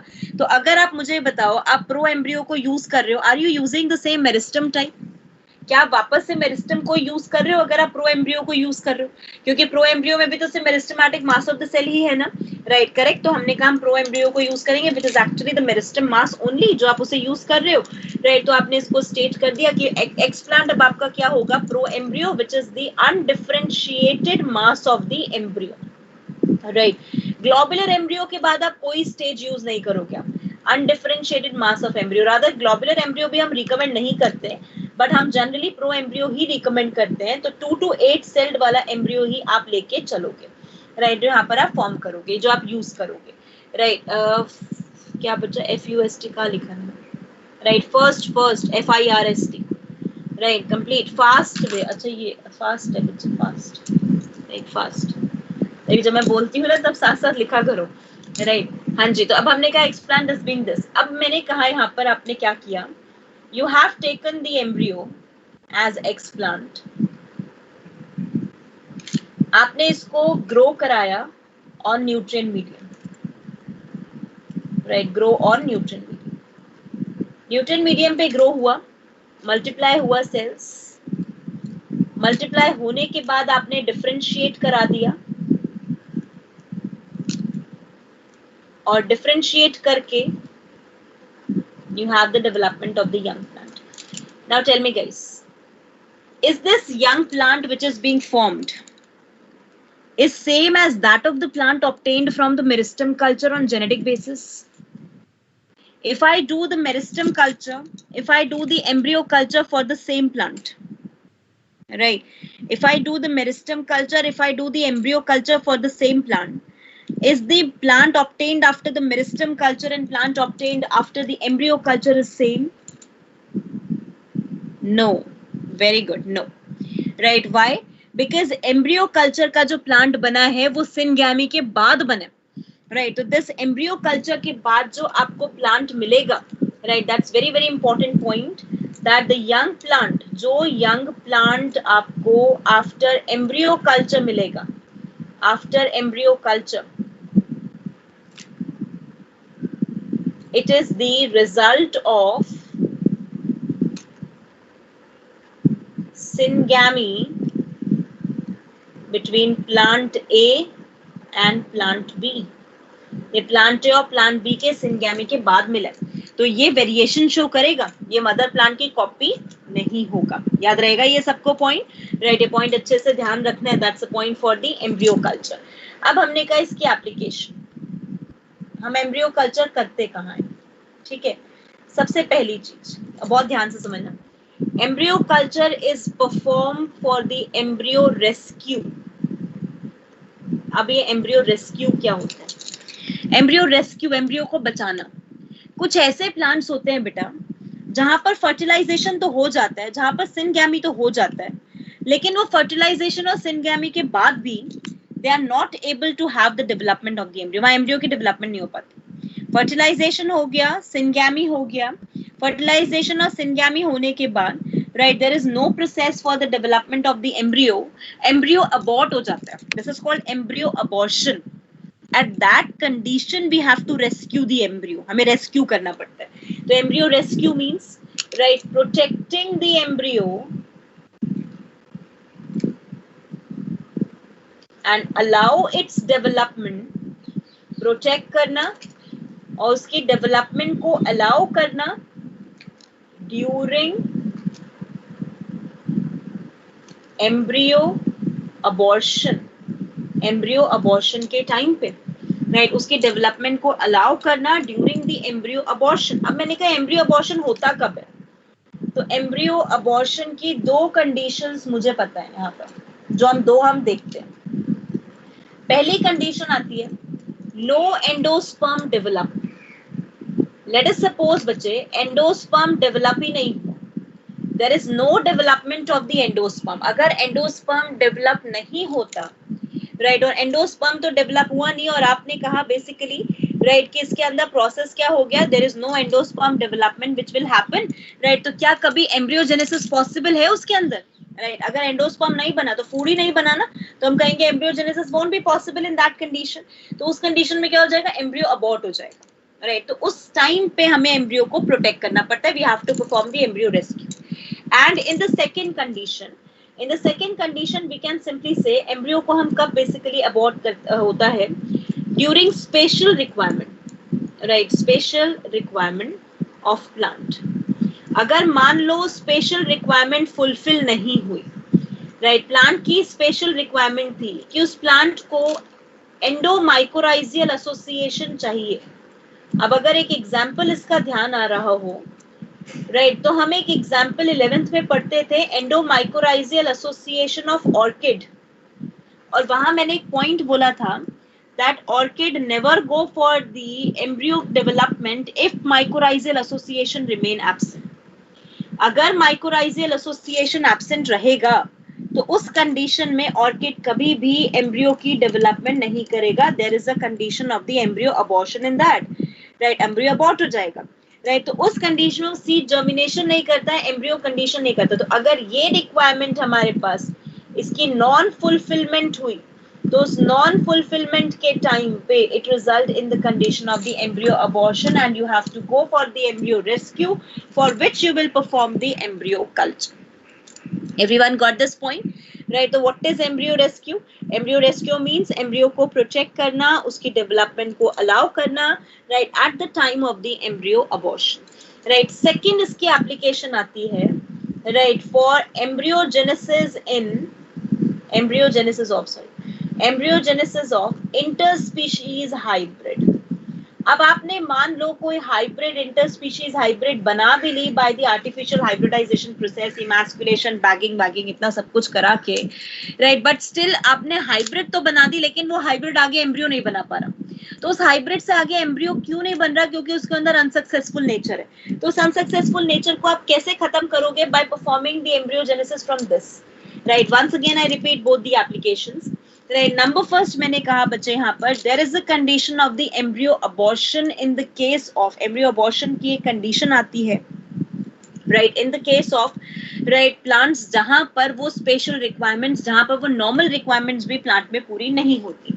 Let's suppose plant ने double fertilization किया, plant ने basically syngamy किया, लेकिन triple fusion के बाद वो product पूरा नहीं बन पाया. ये let us suppose एक family याद है आपको, Trochodendrocea, Tetracentraceae, राइट, एंड विंटरेसी, जहां पर हम ये लेके चलते हैं जहां पर आपका एंडोस्पर्म डेवलपमेंट एब्सेंट होता है. रिमेंबर दैट पॉइंट, एंडोस्पर्म की डेवलपमेंट नहीं हो पाती वहां पर, राइट. ऑर्किडेसी फैमिली जहां हमने कहा एंडोस्पर्म डेवलप ही नहीं होता क्योंकि उसमें ट्रिपल फ्यूजन नहीं होता, राइट. रिमेंबर है थोड़ा सा सेकंड चैप्टर, राइट. तो अब हमने कहा यहाँ पर वहां एंडोस्पर्म बन नहीं रहा. अगर एंडोस्पर्म बन नहीं रहा बच्चे, वेरी गुड, तो अगर एंडोस्पर्म नहीं बन रहा तो उस कंडीशन में हम क्या कहेंगे कि there is not a process, right, for this syngamy. तो हो गया लेकिन एम्ब्रियोजेनेसिस भी नहीं करा सकते क्योंकि फूड ही नहीं है उसके पास और न्यूक्लियर सपोर्ट नहीं कर सकता उसको प्रॉपर्ली. तो उस टाइम पे अगर एम्ब्रियोजेनेसिस नहीं होगा तो एम्ब्रियो अबॉर्ट हो जाएगा. तब आप क्या करोगे? लेट्स सपोज सिनगैमी हुआ, सिनगैमी के बाद जाइगोट ने स्टार्ट ही किया था एम्ब्रियो बनाने, you would just rescue the embryo. Embryo को ओव्यूल में से निकाल लोगे और निकाल के उसको कल्चर में डाल दोगे, दैट इज न्यूट्रिएंट मीडियम में डाल दोगे, टिश्यू कल्चर टेक्निक में डाल दोगे और उसको अब ग्रो कराओगे. दिस इज कॉल्ड एज, इस टेक्निक को हम नाम क्या देंगे? Embryo rescue, right. फिर ऑर्किडेसी के अंदर तो वैसे भी एंडोस्पर्म नहीं बनता है ऑर्किड्स के अंदर, तो उनके अंदर तो बहुत इंपॉर्टेंट रिक्वायरमेंट है कि एंडोमाइकोराइजल एसोसिएशन बन जाए. अब ऑर्किडेसी में अगर एंडोस्पर्म भी नहीं बन रहा और एंडोमाइकोराइजल एसोसिएशन भी नहीं दिया तो न्यूट्रिएंट तो मिलेंगे ही नहीं कहीं से भी. एट द टाइम फिर से कंडीशन क्या हो जाएगी? Embryo abortion. फिर क्या करना पड़ेगा मुझे? रेस्क्यू. अब समझ आया सबको पॉइंट? Everyone understood, right. फिर उसके बाद मैंने कहा कि इंटरस्पीशीज हाइब्रिड. अब इंटरस्पीशीज हाइब्रिड क्या होता है? Interspecies hybrid is being the one, जो हम कहते हैं यहाँ पर हाइब्रिड जो दो स्पीशीज को फ्यूज करने के बाद बनी है, राइट. एग्जाम्पल में लेके चलती हूँ ट्रिटिकेल का. ट्रिटिकेल याद है? इंटरजेनेरिक हाइब्रिड हमने पढ़ा था, एलो पॉलीप्लॉइड हाइब्रिड, व्हीट और राई के बीच में कराया था. अब वो जो एलो पॉलीप्लॉइड हाइब्रिड आपने बनाया, मान लो वो हाइब्रिड आपने बना दिया, सब कुछ कर दिया, आप उसका एम्ब्रियो बनाने गए, and at the time of its embryogenesis, के एम्ब्रियोजेनेसिस के करते time, right, you says that कि उसका एम्ब्रियो तो बार-बार सिनगैमी तो हो गया, right, by the process of the complete artificial hybridization आपने सिनगैमी करा दिया, लेकिन एम्ब्रियो पूरी तरीके से डेवलप नहीं हो रहा है, एम्ब्रियो वहीं पर डेड हो जाता है, राइट. तो उस कंडीशन में आपने उसका एम्ब्रियो निकाला, उसको लैब में ग्रो कराया, हाइब्रिड कैरेक्टर्स उसमें मेंटेन किया, and ultimately you have this particular process. Everyone understood यहाँ तक?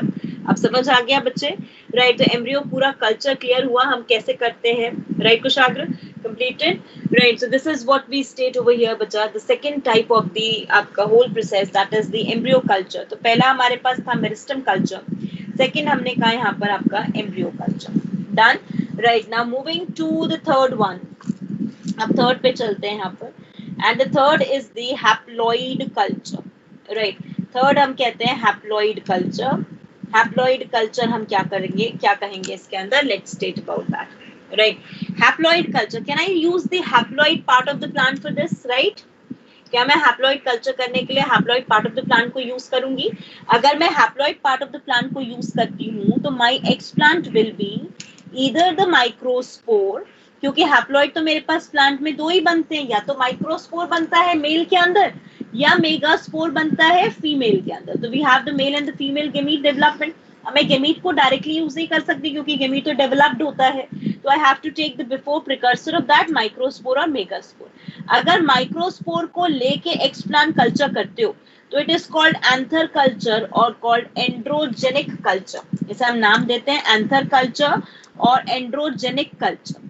लेकिन अगर वहीं पर आप मेगास्पोर को लेके करते हो तो इसे कहते हो ओव्यूल कल्चर और कॉल्ड एज गाइनोजेनिक कल्चर। तो you will name it as the ovule culture और गाइनोजेनिक कल्चर। तो हमने कहा या तो आप माइक्रोस्पोर को यूज करके चलो या फिर आप मेगास्पोर को यूज करके चलो for the x plant, right. इसके अंदर हम सबसे पहले ए पार्ट पे आएंगे इसके, which is the anther culture, क्योंकि यही मेन है। ओव्यूल कल्चर तो बहुत रेयर हम करते हैं, मेन हम एंथर कल्चर करते हैं। एक्चुअली में एंथर कल्चर हम कर क्यों रहे बेटा? आपको याद है एक प्रोसेस हमने पढ़ा था एपोमिक्सिस। क्या एपोमिक्सिस करने पे हर बार आप जो क्लोन बनाते हो वो mother parent that is female parent के सिमिलर होता है या मेल पेरेंट के सिमिलर होता है? The clone which is being formed after apomixis is similar to the male parent or the female parent. Tell me guys quickly. Apomixis के बाद जो आप यहाँ पर प्रोजेनी बनाते हो, जो एपोमिक्टिक एम्ब्रियो बनाते हो, that's for the female parent. Female बेटा, मेल तो होता ही नहीं कभी। आपका मेन टास्क क्या होता है कि it is being the one, right, जो किसके आपका यहाँ पर होगा, जहां मियोसिस नहीं कराओगे, जहां पर आप फर्टिलाइजेशन नहीं कराओगे, तो एट दैट टाइम आप बिल्कुल कॉपी करोगे सेक्सुअल को, तो वो तो फीमेल वाला कॉपी करोगे ना, right. So on that ground we will say आप फीमेल के सिमिलर बनाते हो। बट लेट अस सपोज कोई एक मेल पेरेंट है, कोई एक मेल प्लांट है और इस मेल प्लांट के पास सुपीरियर कैरेक्टर्स है, right, having a superior characters, all the characters to be superior, right, and female के पास सुपीरियर नहीं। अब आपको मेल प्लांट का क्लोन बनाना है, तो how we will do it? हम इसका क्लोन कैसे बनाएंगे? तो we can make the clone of this by doing the anther culture. हम क्या करते हैं? एंथर कल्चर करते हैं। तो हमने क्या कहा इसके, राइट, इसमें से हमने एक्सीजन किया, एक्साइज किया, किसको? एक्सीजन ऑफ एंथर, और एंथर में से किसको निकाला? Specifically microspore. Now tell me guys, अगर माइक्रोस्पोर ए है, एन है, तो मैं इसके जीनोम को ए का नाम दे दूं, right, I can simply refer the genome as A. अब मैंने एंथर को एक्साइज किया, मैंने इसको स्टेरिलाइज किया, एंथर मींस माइक्रोस्पोर को, सॉरी, स्टेरिलाइज किया और इनोक्यूलेट किया। स्टेरिलाइज और इनोक्यूलेट करने के बाद मैंने इसको बेसिकली, राइट, इसमें क्या कराया यहाँ पर? Callus culture, right, callus formation, sorry. अब जो कैलस फॉर्मेशन मैंने करी बेटा, क्या कैलस के अंदर सारे के सारे सेल हैप्लॉइड होंगे? Can I name the all the cells of the callus as the haploid embryoid का नाम दे सकती हूँ, क्योंकि सारे सेल्स एन है ना मेरे पास, कैलस एन है। लेकिन क्या मुझे प्लांट डिप्लॉइड बनाना है या हैप्लॉइड बनाना है? Tell me that. Should I have to make the plant haploid और डिप्लॉइड? मुझे प्लांट क्या बनाना है, राइट? मैं प्लांट को हैप्लॉइड लेके चलूं या मैं प्लांट को डिप्लॉइड लेके चलूं, right? I should take the plant as the, right, diploid ना, राइट। प्लांट तो मुझे डिप्लॉइड चाहिए ना शुभ सागर, हम यूज हैप्लॉइड कर रहे हैं लेकिन मुझे प्लांट तो एक्चुअली डिप्लॉइड चाहिए। अगर मुझे प्लांट डिप्लॉइड चाहिए बेटा, तो क्या मैं इसके अंदर ऑटो पॉलीप्लॉइडी को इंड्यूस कर दूं? टेल मी गाइस, अगर मैं ऑटो पॉलीप्लॉइडी को इंड्यूस कर दूंगी बाय यूजिंग कॉल्चिसीन, कॉल्चिसीन को यूज करके, राइट, तो क्या मेरे पास अब ये कैलस जो होगा वो डिप्लॉइड एम्ब्रियोइड कैलस बन जाएगा? क्या इसके सारे के सारे कैलस के सेल्स डिप्लॉइड हो जाएंगे? Has it become 2n? Can I write it as AA, right? Homozygous diploid हो गया। अगर ये होमोजाइगस डिप्लॉइड हो गया, इसका मैंने ग्रोथ एंड डिफरेंशिएशन करा दिया, तो ग्रोथ एंड डिफरेंशिएशन के बाद जो मुझे यंग प्लांट मिलेगा वो डिप्लॉइड मिलेगा या हैप्लॉइड मिलेगा? The young plant which I'll get, it is going to be, right, diploid in nature, और डिप्लॉइड के साथ it is going to be the clone to male parent, male के बिल्कुल क्लोन हो जाएगा क्या? क्लोन मेल के एग्जैक्ट कैरेक्टर्स इसके पास आ जाएंगे। ऑन दैट बेसिस क्या टास्क पूरा हो गया। तो हम इस पर्टिकुलर मेथड में किसको यूज कर रहे हैं? We are going to use the colchicine. हम कॉल्चिसिन को यूज कर रहे हैं सबसे main thing. Why? Because we are having the haploid embryoid. आपको याद है बच्चा, C mitosis colchicine induces the polyploidy. तो n से 2n तो कर सकते हैं ना, राइट? बिकॉज हम जानते हैं यहाँ पर, right, that colchicine induces polyploidy. तो उसी मेथड को यूज करके मैंने यहाँ पर कह दिया कि आप n से किस कंडीशन पे आ गए? 2n condition, right?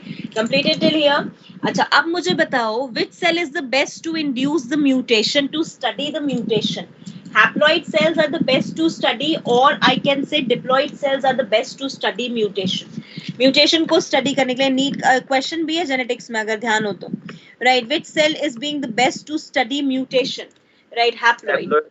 अगर मैं haploid cell को लूंगी तो क्या मैं इस haploid embryoid के अंदर, let us suppose अगर मैं किसी mutation को induce कर दूं, क्या वो mutation मेरी as it is plant में main form की तरह ट्रांसफर होगी? Not even a recessive, rather a main form की तरह ट्रांसफर होगी, राइट? तो क्या मैं म्यूटेशन करा सकती हूँ? राइट, तो हमने कहा इसकी एप्लीकेशन क्या होगी, right? If we will say application for this, application एक तो हमने कर दिया मेल क्लोनल प्रोपगेशन, मेल के जैसा क्लोन हमने बना दिया, तो we will say male clonal propagation. And second हमारे पास एप्लीकेशन क्या हो गई यहाँ पर, right? The second application is we have to have the form clone to the, आपने क्लोन तो बना दिया लेकिन useful in mutation studies. Mutation studies में यूज होगा, राइट? म्यूटेशन स्टडीज के अंदर that is introduction of mutation in haploid callus.